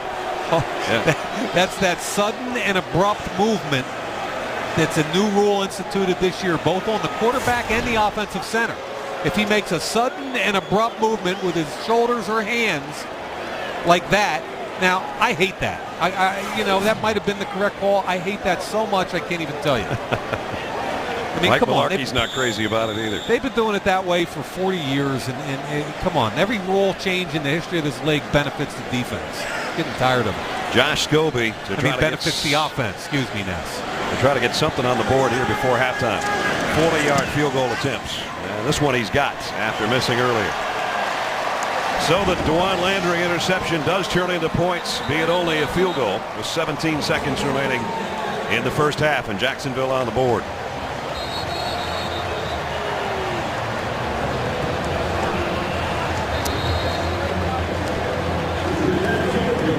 Reminder for you, wake up with NFL AM, the only morning show dedicated to the NFL. Tomorrow morning, catch Seahawks rookie quarterback Russell Wilson. After their win against the Vikings, they'll discuss how Seattle plans to take on the Jets. Plus, the Patriots' Gerard Mayo joins the group to discuss new teammate Aqib Talib and their showdown against the Bills. We have complete highlights and reaction from the game tonight as well. Don't miss NFL AM morning. Every weekday, 6 a.m. Eastern, only on NFL Network. Blaine Gabbert still not happy with that call, but it does cap a 47-yard drive in 9 plays. You know, Brad, even though Indy was playing soft there, I like what I say. They're doing some things they need to do more of. They need to double move their wideouts. They need to throw that deep in route 15 to 20 yards down the field. They got to back these defensive backs off the line of scrimmage. So Scobie to kick. Zbikowski runs up on it at the 4-yard line. And Zbikowski crosses the 20 to the 21. Andrew Luck, almost everything has gone well except the last pass he threw. But definitely with his arms and his legs, he's been a major influence in the game tonight. He's had some big pass plays like that one on the crossing route to Reggie Wayne. Here he rolls out, pump fakes, and takes it in for the first touchdown of the night, his 4th rushing touchdown of the year. There's the miscue that DeJuan Landry returned, and the Jaguars get a field goal out of it. And as Luck takes a knee, that's where we'll be at the break. So Jacksonville still hasn't won at home. They do get a late field goal. End of the first half. Colts 17, Jags 3. Stay tuned. Rich and the guys will have the Lexus halftime show coming up from Jacksonville after this timeout. And that's where we are right now as Luck warming up, just about set to start the 3rd quarter with a 2-touchdown lead. Colts out in front 17-3. Welcome back to Jacksonville. Brad Nessler, Mike Mayock, Alex will join us in a second. You know, if you wrote a script for the Jaguars with the exception of DeJuan Landry's interception and Scobie hitting that field goal right before halftime, nothing went right.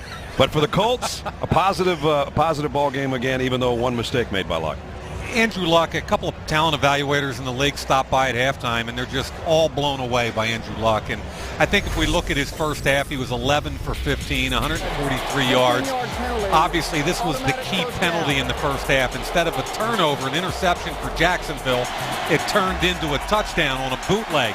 6'4", 235, runs 4.62. That's a special athlete right there making a play. Combination of his pocket awareness and his feet. He gets hit, the ball sails, and that's set up after a nice drive by Gabbert, the 3 points on the board for Jacksonville. Gabbert really had a pretty good first half as well. Just couldn't get his team in the end zone. And they won't have an opportunity here to open the third either, because it's going to be Colts ball to start things off. That's Tom Zbikowski back deep. And Josh Scobie with a kick. Zbikowski takes it on one hop, about 4 yards deep. And out to the 21, and that's where the Colts will go to work after we check in with Alex Flanagan. So, Brad, Mike Mularkey telling me that the first half of this game for him was really a microcosm of how the season has gone for Jacksonville. But he told his team at the half that when they were playing this team, the Indianapolis Colts, in week 3, they were down big at half. They came back and they won that game, so he told them to hang in there. There is hope for this game to turn around, certainly. Meanwhile, Bruce Arians telling me that he plans on stepping on the Jacksonville Jaguars' throat in the second half. That's putting it mildly, I guess, huh? Jacksonville did outscore the Colts 19-3 in that first meeting on week 3. And Andrew Luck comes up throwing to Reggie Wayne again. 7th catch of the night for Reggie. Yeah, and that's just too easy. I mean, he does a nice job of widening the corner before he brings it back inside. Luck leads him back low and inside. You know, it's just way too easy. That's like throwing on air right there. Single to 51. 80 yards in catches for Reggie Wayne, heading to maybe another 100-yard day, and he's had a ton of those in his career.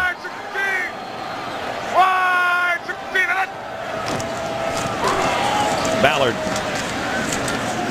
cuts back up to the 40-yard line, or Austin Lane made the stop. Pick up the 3. It'll be second down. You know, Brad, another difference in this game, another way it's easier to be the quarterback of the Colts is they're running the football effectively. You know, and at this point, the Colts have 82 rush yards. If you're Blaine Gabbert, his team has 21 rush yards, and he's responsible for 10 of them. And, of course, 2 rushing touchdowns by the Colts quarterback. Leads the team in scoring on the ground this year. And on the run here, fires a strike complete to Donnie Avery. Knocked out of bounds at the 45-yard line. Another 15-yard pickup. It's just a bootleg, which is what he does really well. Play here, he's going to roll out to the right, and it's a 2-receiver route. Rolls to the right. Deep comeback. Look at the separation. 5-6 yards of separation. These defensive backs of Jacksonville are so concerned about the speed of the wide receivers from Indianapolis that the cushion is huge. He throws so effortlessly on the run. It's amazing. There's his numbers. No touchdowns in the air yet, but 2 on the ground. Here's a screen out to Avery, and he got cut down. Nice tackle by Mike Harris. Anthony Costanzo, the left tackle, pulled out, and Mike Harris, the nickel, did a good job of getting around the 6'7" left tackle, not only getting off the block, but making the tackle. There's a big fella, first round choice a year ago, out of Boston College, your alma mater. Well, he's developing into a really solid left tackle, and I think that's what he was projected to be, a solid left tackle when he came out. Good against pass, good against run. Saunders at tight end, moves to the right side. They fake the run that way and come back to Dwayne Allen on a little tight end screen, and he flies to the 40. Allen, the rookie out of Clemson. Well, you look at the youth and the receiving core for the Colts, and there's another guy that's going to be a big timer, Dwayne Allen. Yeah, and this is a situation where Russell Allen makes a heck of a play. Watch him flash from the inside out. Costanzo gets the block on Cox in the corner. It looked like, Brad, one of those plays was set up to be a big play, and Russell Allen knifed in behind one of the offensive linemen. Colts, Andrew Luck, empty backfield on 3rd down at 5. Throws and drops by Levon Brazil. That probably would have been a first down had he held it, but Aaron Ross was right there. Little whip route. He's going to come into the middle and then back out again. Good protection. The ball's thrown extremely well. And like you said, Brad, probably a good chance for the first down if he catches it cleanly. So the Jaguars do what they wanted to do. Open up the 3rd quarter with a stop and forcing a Colts punt. End over end job. Bounce and head inside the 5 where it's down by the Colts. Catch the Great football, job. right? Sergio Brown, I don't know why he didn't try to. Cost his team a lot of yards, and they're in a hole to start offensively when we come back. Look in on a beautiful night in Jacksonville, Florida. Hasn't been pretty for the home team. It's been all year for them. Still haven't won a home game. Trailing by 2 touchdowns. They do have the ball back, but they're inside their own 5-yard line after the Colts punt. Rashad Jennings, a tailback, is 5 yards deep in his own end zone. They're going to give it to him. Coming out. Got about 3. Corey Redding in on the stop. 10-year veteran out of Texas.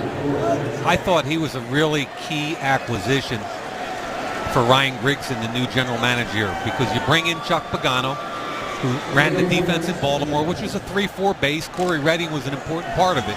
You bring him in, he still can play, he knows the system, and it was kind of a hidden gem in this season's off-season free agent market.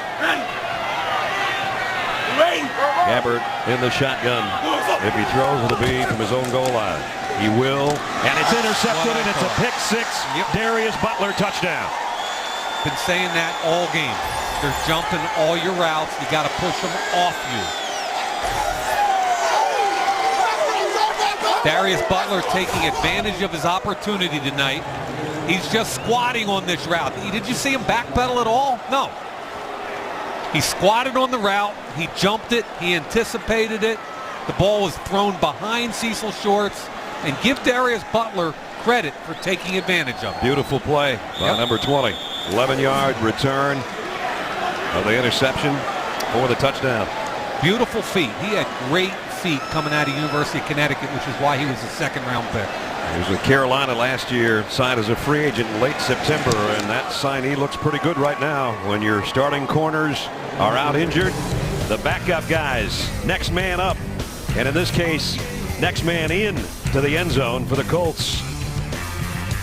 Andrew Luck saying, hey, we'll take it any way we can get it. 24-3. Colts, a team that hadn't been able to force any turnovers this year, only 3 all season coming in. They've got 14 points off 2 turnovers tonight, Mike. Here's Butler, and it's a tight bunch. I've been talking all night about the depth of the receivers. I know this is the first down, and you're looking for the first down, but they're all squatting to jump the route. They're reading the eyes of the quarterback. Darius Butler didn't take 1 step back. He's flat-footed read. It's called a flat-footed read, where you sit there, read the quarterback, and jump the route. For Blaine Gabbert, 3rd pick 6 he's thrown this year. Spurlock will bring this kick out. And he won't make it to the 20. So they have not had good field position all night long. And again, they're going to start inside the 20-yard line. You can get coverage of every NFL game with NFL Mobile from Verizon. Get live streaming of tonight's game as well as Sunday and Monday night games. Every touchdown from every game Sunday afternoon with NFL Red Zone, NFL Network coverage, and a lot more. Call ** NFL to download NFL Mobile or go to bzw.com/NFL to learn more. Now you wonder how shaky Blaine Gabbert is after that last play. Exactly. He's got to shake it off, though, if they're to have any chance in the second half. The ground game, there hasn't been much there. Of course, when you got your all-pro tailback and all-pro fullback not playing, it doesn't help your cause on the ground tonight. Yeah, especially when you're running against an 8-man front. Zibikowski that time was about 5 yards off the line, and he was the unblocked defender. There's Maurice Jones-Drew, rushing leader in the NFL last season. And sideline with a bad foot. This is the 3rd game that he's missed. Gabbert looking left. Nice throw. Complete on the run is Cecil Shorts. Shorts down the sideline. He's all the way to the 30 before he's run out of bounds. So a big play for Jacksonville there. The 2 guys that hooked up for the winning touchdown in week 3 get a 52-yarder on this one. Now Cassius Vaughn wants a pick 6 also. Flat foot, he jumps it. Now he knows Zibikowski's coming over the top, so that's an excellent job that time by Blaine Gabbert, fitting it in between the 2. Blaine Gabbert answered my question. Would he be shaky on this drive? That was his best play of the night so far. First down, Jaguars at the 30. Jennings, tough three. Corey Redding got him all wrapped up. And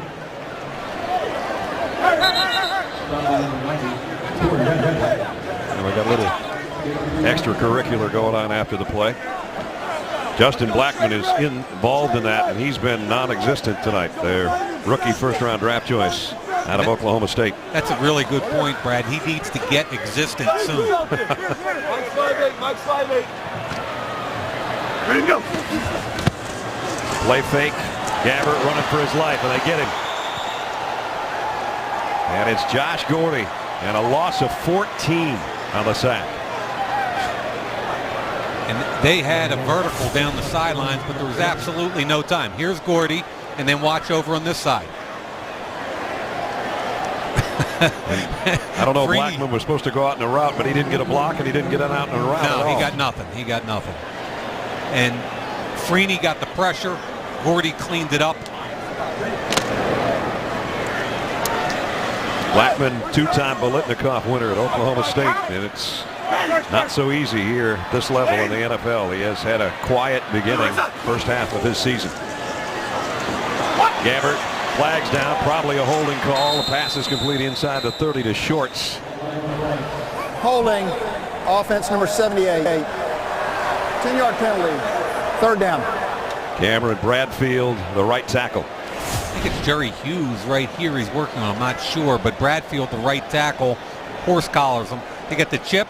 He gets help. There's no need for him to grab like that. There's just, that's a second-year player who's not very experienced, needs some more snaps. He got help on the chip. All he had to do was kind of hold his water and hang in there and block. Well, the Jaguars try not to waste that big pass play to Shorts when they got it down in Colt territory. Now they're back in their own end of the field again at the 49. Or it's third down, and you got to pray for 31. Gabbert, he's going to let one fly. Almost caught by Shorts. Double coverage there, but he did get his right hand on it. Even had it been intercepted, it would have been as good as a punt, probably better. But now they will have to kick. Shorts made a catch that turned into an 80-yard touchdown in their first meeting earlier this year with 56 seconds left on the clock. I'm telling you, he's one of my favorite players in the whole league right there, that fourth-round pick from Mount Union. Anger hits this one a mile in the air. Comes down to T.Y. Hilton with the fair catch at the 11-yard line. Andrew Luck, 2 touchdowns on the ground tonight. He'll take over with the offense for Indianapolis when we come back. Tonight's aerial coverage is being presented by Southwest Airlines. Colts take over at the 11-yard line, leading 24-3.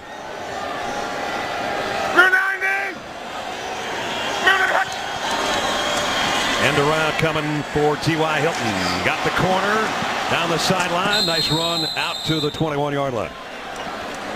Pickup of 11. Boy, I don't understand how Derek Cox can lose contain there. Just a poor job from fundamental football perspective. I know he's got a lead blocker in front of him in Dwayne Allen, but the position right there gives him an opportunity to make a play. Allen never touches him, and his job is contained. Keep that player inside. 11-yard pickup. First down at the 22. Play action. Luck gonna go long. Man out there. Oh. Donnie Avery had it and dropped it. Aaron Ross was with him stride for stride, but you couldn't have put it in a better spot. You couldn't walk out there and hand it to him any better. That's good coverage, but you got to make that catch, Donnie Avery. Again, one of the faster players in the league. When he came out of Houston, I never saw a player run more verticals in college than anybody I've ever seen. And Bruce Arians told us last night he loved him. When Bruce was at Pittsburgh, he thought this guy was a Mike Wallace type player. Well, Andrew Luck has 6 incompletions tonight, but 3 of those passes have been dropped. Avery, who has a couple of 100-yard games this year, dropped the last one. Luck fires far side, almost intercepted by Aaron Ross. Nice play on the ball by the veteran out of Texas. Could have been the second interception of the night. Well, that's a long throw. T.Y. Hilton trying to get Ross turned, but Ross makes a break on the football. I think it was just thrown a little bit late. Luck in the pocket, kind of bunny hopped over a couple steps to his right to see better vision and make it an easier throw, and I think he let it go too late. Wondering what you were going to call that hop, and it was a bunny hop. Oh, bunny hop, or a center fielder. What do you call that when the crow hop? Huh? Tonight he hasn't been quite as good on third down tonight. 3rd and 10 here. Wants to throw a screen, and this one's low, incomplete. Donald Brown was out there, but the Jaguars had it read pretty well. So again, Jacksonville's defense holds and forces a punt.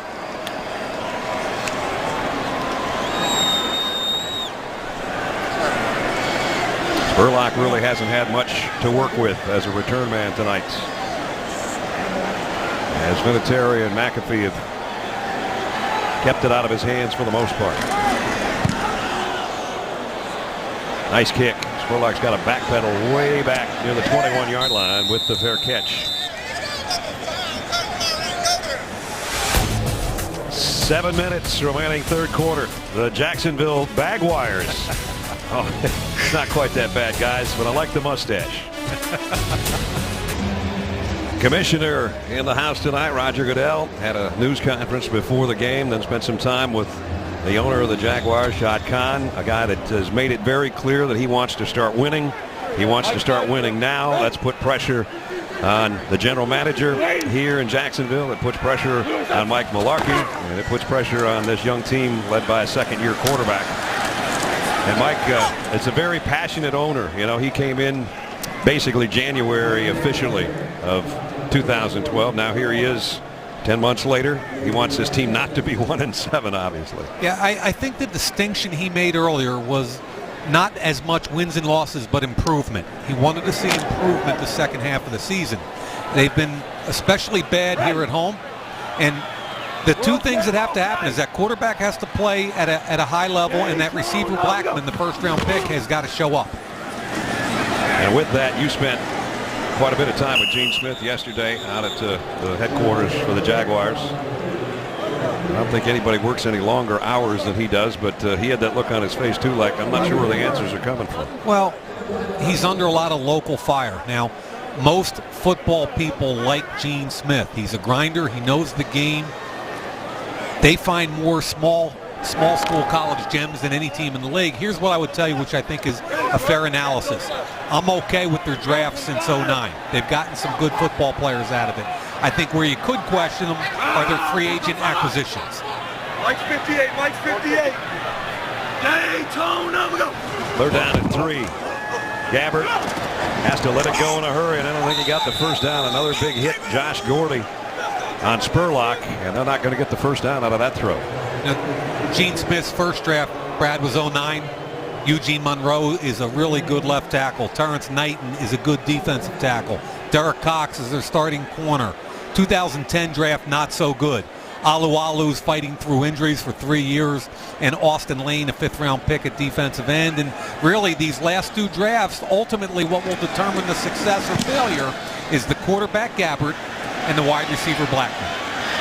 The rookie punter just blasted one back to the 13 to number 13, and now Hilton coming the other way gets it back to the 25-yard line with 5 minutes and change remaining in the third quarter. The Colts back on offense with a big lead when we come back. Brad Nessler, Mike Mayock, Alex Flanagan, our NFL Network crew in Jacksonville. Andrew Luck, almost born to play quarterback. His dad played for the Oilers. We mentioned that earlier.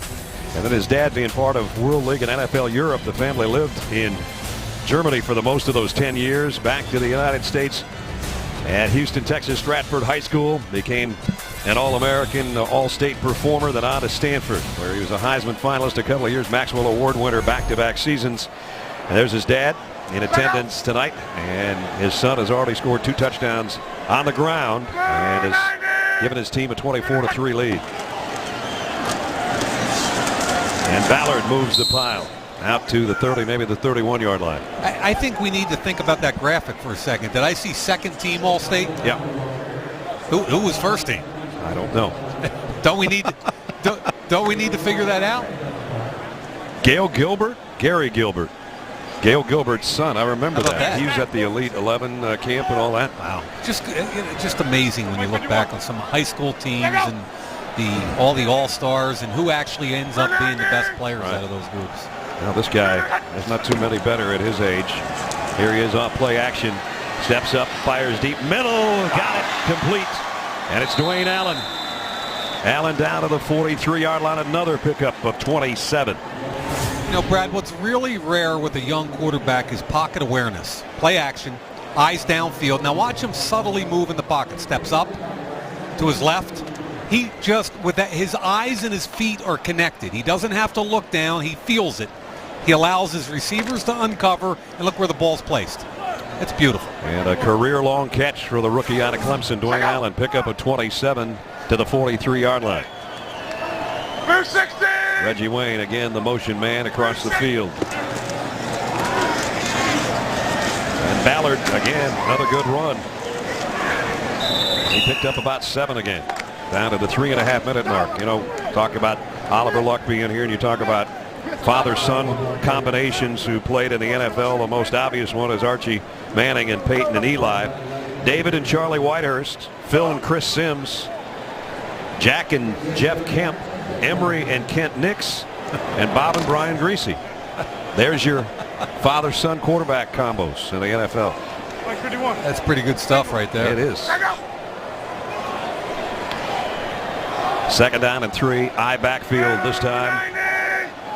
The 2 tight end sets. They'll keep it on the ground. Try to use some clock and get a first down. They'll use clock, but they won't get a first down. Just under 3 minutes to go, third quarter. We check in with Alex. Guys were talking to Reggie Wayne yesterday and getting his weigh in on his quarterback, Andrew Luck. Remember, he told us he's going to be even more special than what you see. Just watch. When he gets this offense down, he said he's going to be unbelievable. You talk about his calmness and his pocket presence. Reggie's saying that he shows no panic at all in the huddle, that he comes in and will just say, like, okay, guys, it's a great play. We're going to get a first down on this.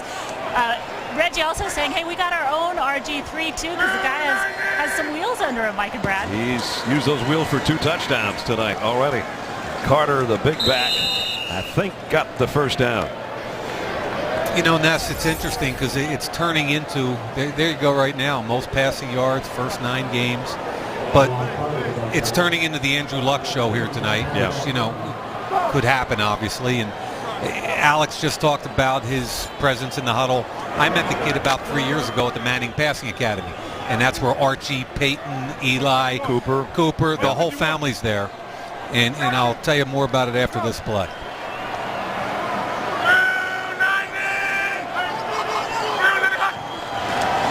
Quick throw, the screen out to Avery. You were talking about Manning Academy, and you take him back. First went there in 2004, 8 years ago, and then this was just a season ago. Yeah, he was a camper first, then became a counselor, and Archie invites a lot of the top quarterbacks around the country to be a counselor, and I work there every summer also. So I've been, what Peyton and Eli do is they bring the college quarterbacks into a meeting room situation.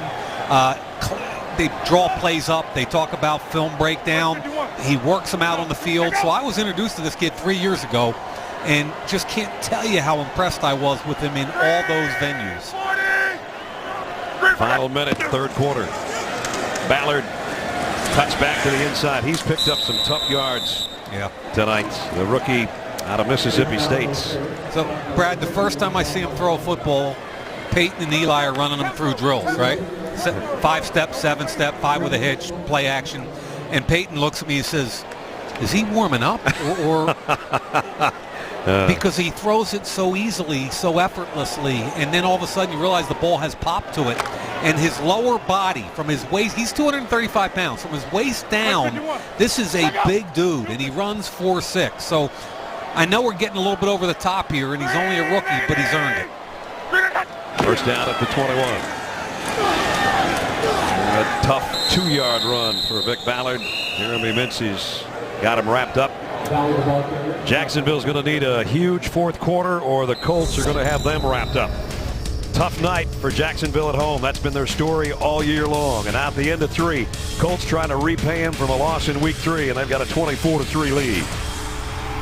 At to start the fourth quarter at Everbank Field in Jacksonville. And the Jaguars trailing by 3 touchdowns on their home field. And the Colts looking for more. They've got it in the red zone just inside the 20-yard line to open up quarter number 4. Check out.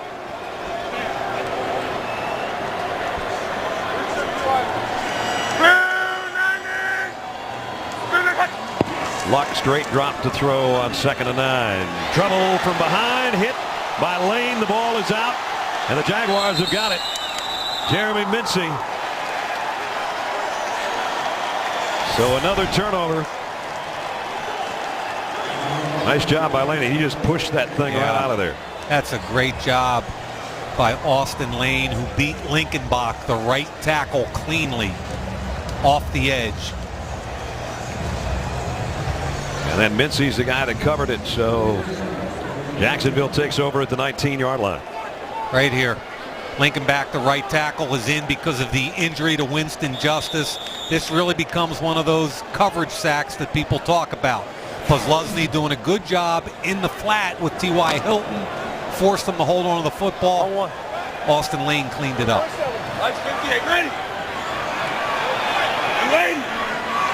Jalen Parmalee in the backfield with Gabbert and the shotgun to throw on first down. Completes. Robinson, his number 1 target tonight, out across the 25 to the 26. And Brad, this is where you have to see some urgency here. The young quarterback's got to get him up on the line, and they got to start running some plays here. Got to start getting the football down the field. Ron Robinson, that's a career high 9 catches tonight off the arm of Blaine Gabbert. This time he goes back the other way. This one's to Cecil Shorts, and they'll move the sticks again at the 31. And I like the way the tackles are pushing the defensive ends past Gabbert, and he's stepping confidently up into the pocket. Both Freeney and Hughes got pushed by, and it was no problem. We haven't called Dwight Freeney's name too much tonight. He's a future Hall of Famer. They're paying a lot of attention to him. Gabbert now throws into double coverage. Actually, nobody saw that pass coming. Robinson and both Zibikowski and Vaughn, nobody turned their head around, or they might have had an interception. This is a pretty good left tackle. He's got great feet. Eugene Monroe, first-round pick out of Virginia. Just pushes Freeney completely by, gives Gabbert a clean pocket. Good coverage down the field, but 14's the guy that ultimately has got to start playing for them, Blackman. Like 50. Dwight Freeney's got some pressure in there, but no tackles, no sacks tonight. Here he comes. They got rid of the ball, though. It's complete. And it is Justin Blackman right on your cue. Here we go. And by the way, a couple flags there. Gabbert got hit, I think, late. It wasn't vicious, trust me. But I think they're going to get the late hit on the quarterback. And Brad, you called it the spin move by Freeney also. There are 2 fouls on the defense. Personal foul, roughing the passer. Yep. That penalty's declined. Personal foul, face mask, 15-yard penalty, first down. That's a rough play there when you get 2 big ones on you. There's a lot going on with the quarterback here. Now, good job on the spin move here by Monroe. Okay, stays on him, but from behind, late hit. Easy call. And the Jags have a little something going. Can they keep it going? This will move it into Colts territory at the 44-yard line. The problem is every time they get on that into the field, something goes wrong. Yep. Commissioner still drawing a pretty big crowd. There's a bigger crowd around the commissioner right now than there is in the stands. Let's put it that way. He does draw a crowd, doesn't he? Yes, he does. Gabbert at the 44-yard line. Extra man, pressure. Got away from it. Won't get away from the second wave, though. Antoine Bethea, the safety, makes the stop. Boy, Bethea comes from a long way to make this tackle. Gabbert's a little bit beat up here. He's still feeling the effects from the previous play, and now he's going to take a knee here after that hit. And he's not doing the Tebow pose. 13:21 remaining. And Chad Henne is warming up on the Jacksonville sideline. Take a look at the last play. Blaine Gabbert's come out, and Chad Henne goes in. A lot going on here. He comes and sets a pick, allows Johnson around, and then Bethea comes from distance, from the second level to make the hit on Gabbert that forces him out of the game. And Chad Henne, whistles blow, flags down. False start, I think. False start. Offense. Number 78. 5-yard penalty. Second down. Cameron Bradfield. And who knows? Could be the cadence difference between the two quarterbacks that caused that. A really good point. It could be Dwight Freeney also. That might do it. You're a second-year player at a Grand Valley State, and you got Freeney, the Hall of Famer, lined up, snorting at you. You know, Gabbert went out of the huddle momentarily, and now it comes back out, and Henne goes back in. Huh. It looks like the old high school system. You shuttle a guy in, give him the play, and run out, right? Chad Henne, who came over as a free agent after 4 seasons with the Dolphins, who we'll see next Thursday night. Pass caught by Blackman, taken out of bounds after a pickup of 5. And they'll bring up 3rd down and long. The guy that's kind of running the ship for Indianapolis, Ryan Grigson, is their general manager, came over from Philadelphia, where I got to know him over the years, and I think he's one of the most solid young player evaluators in the league right now. He and Chuck Pagano are literally tied at the hip philosophically. They've got 37 guys on this team that we didn't see last year at the end of the season when we did the Colts. And that's not a mistake. He's churning that roster for a purpose. 3rd down and 11 for Chad Henne. Throws complete and forward progress. Let's wait and see. No, they didn't give him any forward progress. Cecil Shorts, one official gave him the spot and the other one didn't. And I think the guy from the far side is going to overrule the head linesman and might give him a 1st down here. See where they ultimately spot it. I think it's a 1st down. And they just moved the chains. Greg Minuski, the defensive coordinator, in his 1st year with the Colts. So a 3rd down conversion, something Jacksonville hadn't had all night. Henne throws back shoulder throw. Robinson didn't quite get turned around in time. You know, Brad, I know Chuck Pagano fairly well from his years as defensive coordinator in Baltimore. And again, with the new general manager, they are really the same guy. And Ryan Grigson believes in playing hard, playing fast. He likes big players. Same thing with Chuck Pagano. They get him playing hard. They get him playing fast. And I know one thing about Ryan. If you don't have a passion for the game of football, you're not going to last on the Colts roster. Here comes a safety blitz from Zbikowski.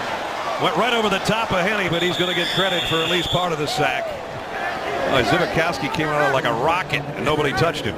Yeah, Jalen Parmalee picked up the blitzing linebacker Freeman. Here comes Freeman. Parmalee will get him right here. But then Zbikowski comes right over the top. Completely unblocked. That's the quarterback's responsibility. He's got to see that coming and get rid of the football. That's the unblocked defender, Zbikowski.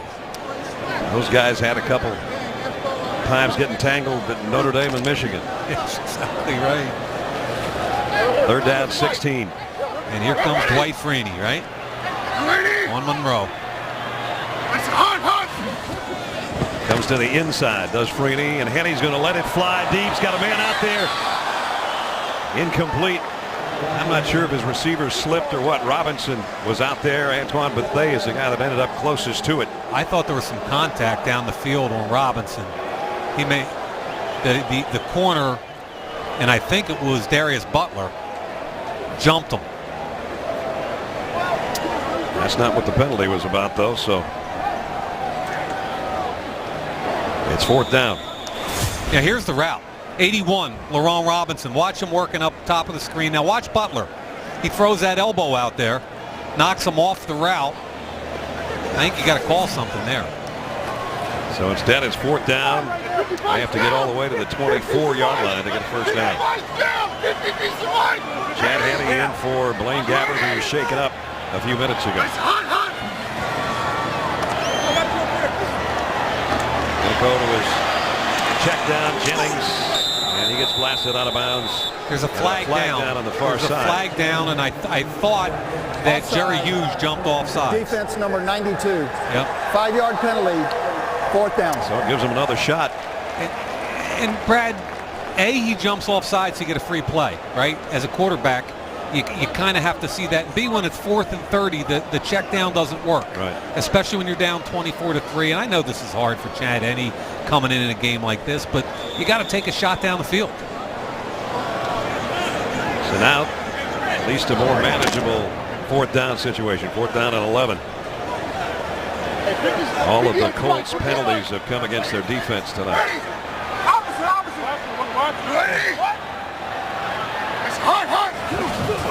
Henne on 4th and long. Steps up in the pocket, throws across, complete. Down to the 20 and a first down, Cecil Shorts. What a nice job by the quarterback, Chad Henne, that time.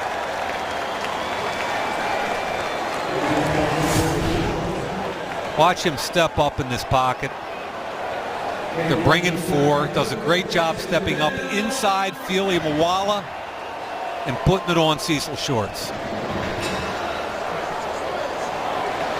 Chad Henne coming in. I mentioned 4 years in Miami, 31 starts, so he's been in the thick of things, and he's doing a good job right now. Spurlock on the completion, and it's 1st and goal. Henne, the veteran, throwing the football on time here.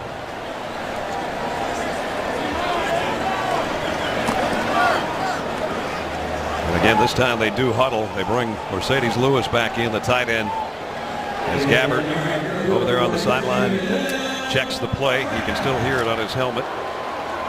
On a 1st and goal, Jacksonville trying desperately to get in the end zone here in the 4th quarter.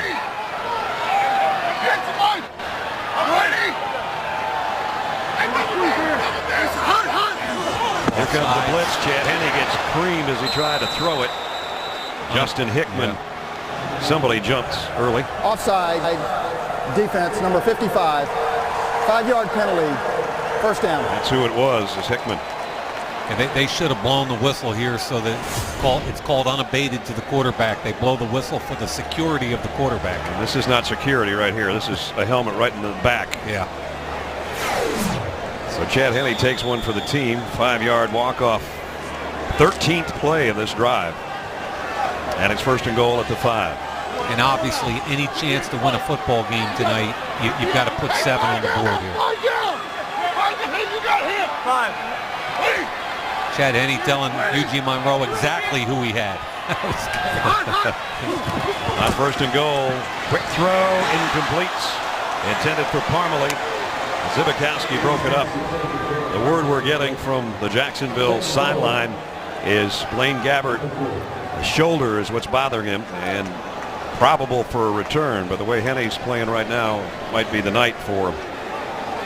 Remember, he's had a left shoulder injury for a lot of this season, right? The non-throwing shoulder, so not wanting to speculate, but that's probably what it is. That's what he hurt against Oakland, and that's why he missed some time. And Henne took over for him then too. Henne to the goal line, touchdown. Good throw. Cecil Shorts. And finally, the Jaguars in the end zone, but it took until 9:16 to play.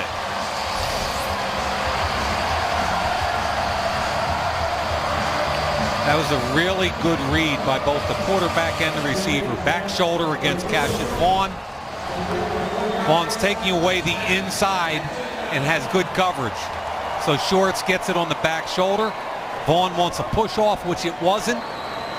Well thrown football. Looks a lot easier than it really is, folks.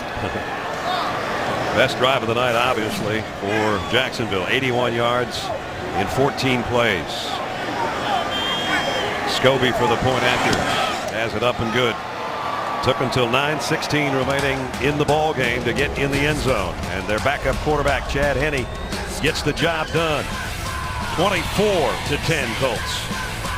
Wake up with NFL AM tomorrow morning. Russell Wilson of the Seahawks talks about the matchup with the Jets. Patriots' Gerard Mayo about the matchup with the Buffalo Bills and complete highlights and reaction of the key players in tonight's game. Don't miss NFL AM tomorrow and every weekday morning, 6 a.m. Eastern, only on NFL Network.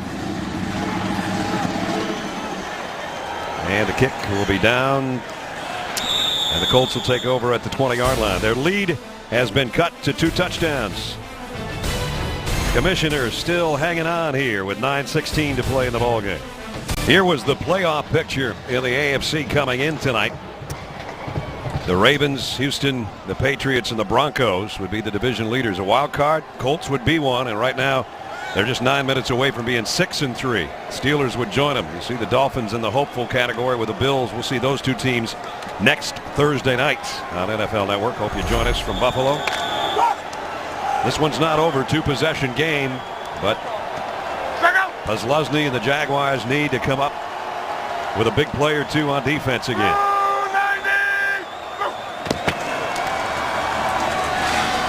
Into the middle of the pile goes Donald Brown, and he goes for 5 yards where Posluszny met him. You're absolutely on target, Brad, which is, we're at 9 minutes and counting. 2-possession game. If you're a Jaguar fan, you can't be messing around now. You got to get the football back now.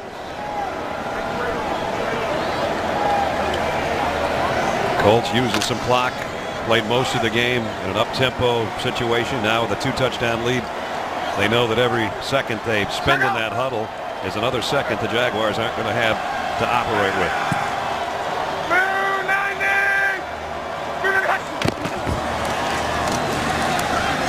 Brown again, tough 2. Selby made the tackle. I've been talking about Reggie Wayne all night long and what he does, not just in the pass game, but the run game. Keep in mind, folks, look at him. He's a 33-year-old veteran, 12 years in the league, coming across, making a block on a defensive end. He's done it all night long. He blocks the nickel. When you are a young wide receiver in that room and you watch a veteran like Reggie Wayne, 12 years in the league, give that kind of effort in the run game, you can't help to follow. So what I love is T.Y. Hilton, Donnie Avery, Levon Brazil, young wideouts. They're learning the right way to play the game of football. And this guy definitely knows that. Luck throws it to him for a first down. Just like that. And we did that game last year. Reggie Wayne caught the touchdown pass in one of the Colts' 2 wins. Right. And everybody was saying, is that the last touchdown catch he's going to have against the Colts? And he said, you know what? Chuck Pagano gave me a great sales pitch. Yep. And he said, I've known him for 16 years, going back to those days right there at the University of Miami. And he told me, take a leap of faith. Isn't that Here's cool? a guy having a second career at age 33 and 51 weeks. He said he was a great father, a great husband, and I trust the guy. And that's why I took the leap. It's pretty cool. Just picked up a first down that'll chew up a couple of more minutes of this football game. Brown again, at this point, he doesn't care how many yards he gets. He just wants to hold on to the football and let that clock wind its way down under 6 minutes shortly. See, this is why I'm a big believer. No matter how good your quarterback is, you still have to stay patient with your run game. They're close to 30 carries today, and they've worn Jacksonville down. They're running counter and power. They're just beating on them at this point. And I really think you protect your quarterback and you protect the integrity of your offense, because there are games where you're going to need in the last 3 or 4 minutes of the game to run the clock out. Bruce Arians knows that. Second down and 8. They fake the stretch play, and now it's Luck on the bootleg keeper heading to the sideline. And he takes one to the helmet, and that's going to be DeJuan Landry. A personal foul and probably something coming out of his pocketbook as well. Contact to the head. 15-yard penalty. First Keep down. in mind, first of all, he's a running back, but as soon as he starts to slide, he's protected, and you cannot target the head or neck area. Now, you know what? That might have been a shoulder. That might have been a shoulder, and I might have jumped the gun. It is a right shoulder right under the chin. But again,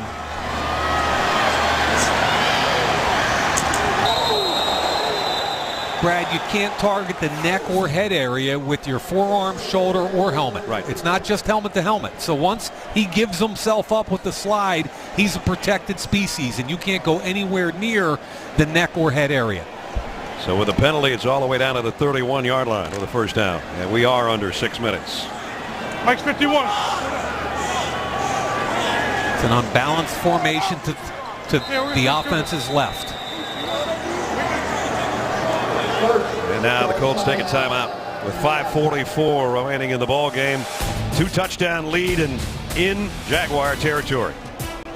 Talk about veteran savvy. Here's Luck getting the hit from Dewan Landry, and now some of his teammates come to his rescue, including the lineman. Look what he does. He pushes everybody back and says, come on, let's get back to the huddle.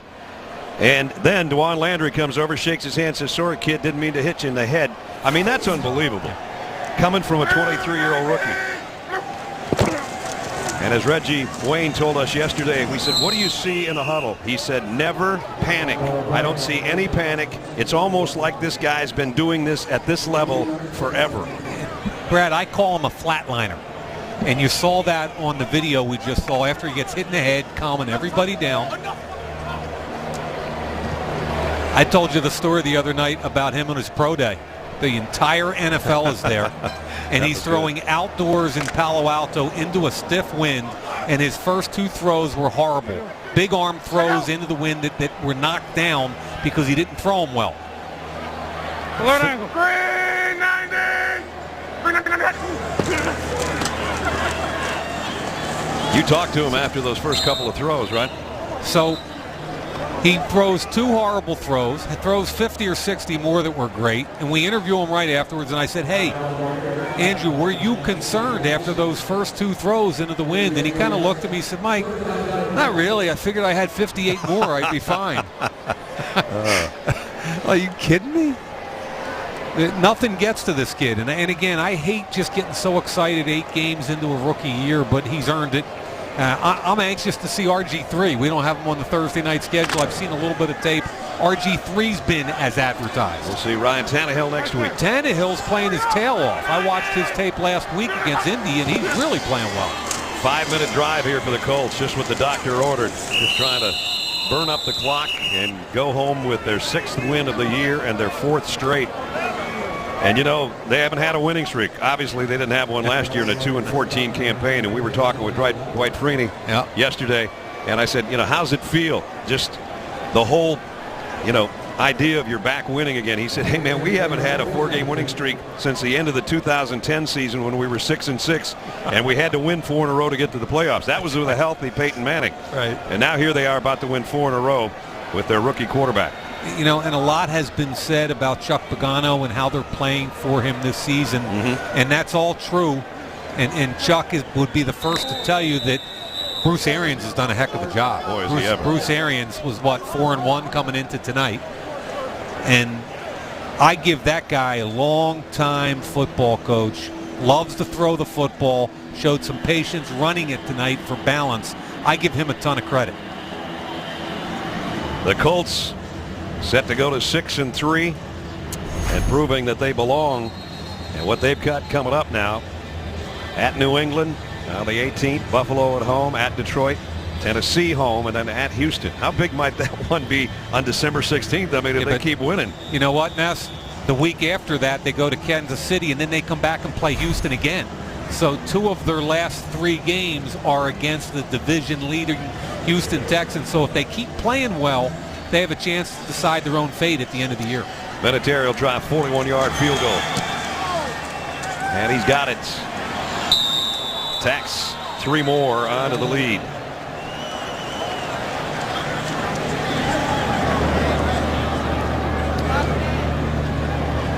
Field goal to the play. Personal foul, unnecessary roughness. Defense number 90. 15-yard penalty will be assessed on the kickoff. Second round pick. Andre Branch out of Clemson. Second round pick. Talking about some of the games coming up on the Colts schedule.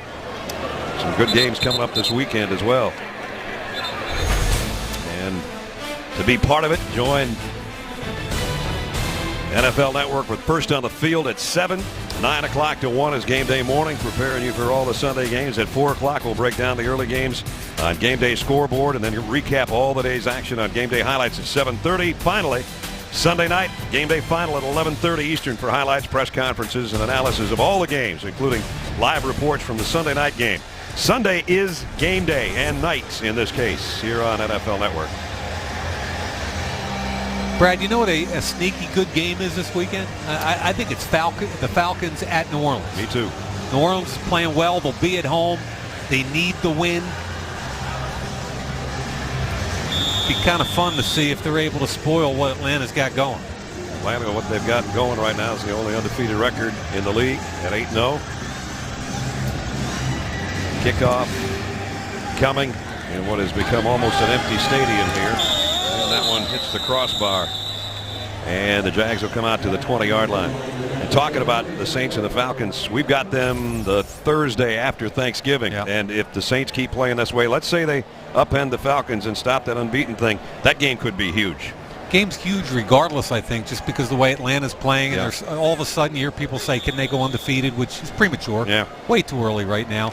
But this whole thing's wide open. If you look at the AFC, there's not a dominant division, and somebody's going to get hot. Somebody's going to get healthy and hot at the right time. It'll be interesting to see which team it is. And the folks that say that the Falcons are 8-0, but are they really that good? It's a nice run by Jalen Parmalee. I'll tell you what the Falcons are. If nothing, they're resilient, and they always make a play when they have to, be it at the end of a half or the last minute of a game. Here's what bothers me. Whenever a team is bad and says they're pretty good, everybody uses the old Bill Parcells thing, you know, you are what your record says you are. Right. Well, these guys are 8-0. They are what their record says they are, so stop saying they can't play. That's Tony Gonzalez's pant answer right now every time he gets asked in Atlanta, hey, 8-0, but really? He goes, we're 8-0. Who else is? Of course, the Texans are 7-1, and this team's about to be 6-3. And I don't think anymore you can just say, well, you know, they won all those games by 6 points or less. Tonight they're not going to win it by 6 points or less. It's going to be more like 17, depending on what goes on in this drive for Jacksonville. Blackman getting involved a little bit with Henney at quarterback when he couldn't with Gabbard at the controls. And the number 5 overall pick, he's a guy that's got to start becoming a big part of this offense. Now, I kind of felt like they had to make the move they did. They traded up to get him at number 5. And if you look back at Gabbard a year ago, he got beat up by a non-existent offensive line. He had no wide receivers to throw the football to. So to support your young quarterback, they're the kind of moves you have to make. Now, I said it earlier, I like Gene Smith. I believe in Gene Smith. Ultimately, Blaine Gabbert has got to become a franchise quarterback, and that wide receiver, Justin Blackman, has got to justify his top 5 pick status. Gabbert was the 10th overall choice 2 years ago. Mike, hey, you got 50. 30 Mike, 30 Mike. All right. This guy was a second-round pick out of Michigan 5 years ago. Here comes Zibikowski. He just keeps blitzing from the secondary. And in this case, they get it to Shorts. And Shorts on a crossing all the way down inside the 10. Flags are down. Yeah, they got Blackman midway through that run, had a big hit. I think it was on Marche Green. Personal foul, unnecessary roughness, illegal blindside block. Offense number 14, illegal contact to the head. This is a new rule this year. Second down. They've expanded protection. And here's the route, Cecil Shorts. And at the end of it, they've expanded protection to unprotected players. See that? Yeah. A year ago, that's fine. And I kind of think that's good aggressive football, but they're now trying to protect defensive players on the defensive side of the ball, both in the return game and on plays like that. You know, Zibikowski coming on that blitz, if that doesn't happen, Shorts could have gone in that vacated area, maybe scored a touchdown. But it all comes back, just like it has for Jacksonville all night long. Henney goes deep and broken up. Incomplete as Cassius Vaughn got a hand on it. What did Alex tell us at halftime? That Coach Malarkey said that first half was kind of a microcosm of their entire season, where everything kind of goes against them, and it's amazing how 1-7 teams find a way that way. Offense number 60, 15-yard penalty, second down. Wow, they got a chop Brewster, block. the rookie out of Ohio State. And this is not, I mean, this is a mistake. He gets knocked on his butt, and then they move. Watch this. He gets knocked on his butt. And now the other player, Freeman, gets pushed over top of him. There was no intent to injure there. Yeah, was it high-low contact? But come on, there's no intent to injure there. Guy was lying on his back. We told you the Jaguars just a little over 5 penalties per ball game. Season high 9 in this one tonight. And he goes far side, completes it to Spurlock. And we're down to 2:20 to play. Now, I guess the call was technically correct, but it bothers me. I mean, there's a good quarterback coach right there. Clyde Christensen had Peyton Manning in Indy for a lot of years. Of course, Bruce Arians, the interim head coach, was Peyton's quarterback coach in his first year in the league in '98. Had a good one then. He's got a good one now. 2 minutes remaining from Jacksonville. And the Jaguars are going to fall to 1-8. And they're still going to be winless at home in a couple of minutes. Let's check in with Rich Eisen. Well, Brad, we've got Andrew Luck and Reggie Wayne together visiting our K-Jewelers post-game show set. And Steve Mariucci has a text from Chuck Pagano, a message for those two players he's going to relay to them. That's coming up after the game. That'll be cool. Thanks, Rich. 2 minutes remaining. 4th down and a yard for Chad Henne and the Jaguars. Maybe the last time they touch it if they don't pick up the first down. And it's going to be batted in the air, tipped 3 times, and coming out of the piles, Darius Butler. Butler down the sideline. Butler all the way down inside the 15. I thought he was going to get 2 pick sixes tonight. Huh? He might be AFC Defensive Player of the Week, even with that one. Hey, Chad Henne's done a heck of a job in relief, but this 4th down play, the ball gets batted up in the air several times. Corey Redding, I believe, number 90, gets that big paw up right there. Now it's free. Bang. Tip by right foot. Freeney tips it twice. Tip drill. Butler takes it away from him. Watch the tip drill. There's Redding. Now watch Freeney, 93, tips it once. Boom. There's the second one. Darius Butler. And a 51-yard return. His first one was 11 yards to the end zone. I give him some credit. I challenged him and talked to him about having a big game and taking advantage of his 3rd opportunity and perhaps final opportunity. He's got the skill set. He's got to be physical. He's got to be tough. He's got to be more consistent if he wants to play in this league. And congratulations, young man. First 8 games, 3 turnovers, which was worst in the league, and now 3 tonight. See those guys with the heads on the bench? Look what it says. Still here and me too. Well, at least they're together. Another knee coming up here from Andrew Luck. Reggie Wayne, by the way, tonight didn't make the 100-yard plateau, but 8 catches for 96 yards from the arm of Andrew Luck. And get a load of this. Reggie, in his career, 133 catches just against the Jaguars. That's incredible. Darius Butler, after that last interception, from one cornerback to the other, he's going to give Prime a little love, or vice versa. Oh, man, I was at his pro day at UConn 4 years ago, and people were buzzing, man.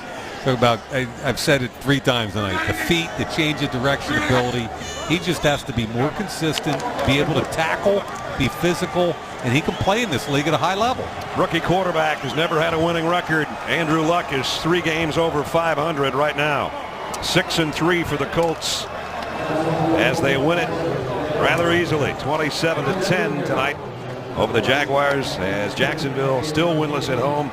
A 6-game losing streak now, and they fall to 1-8. We'll be back in a couple of minutes with a K-Jewelers post-game show featuring highlights, analysis, interviews, press conferences. Again, Andrew Luck, Reggie Wayne, as Rich said, will be along with him. It's going to wrap it up for Mike, Alex, myself, Brad Nessler from Jacksonville. Hang around. Colts are 6-3.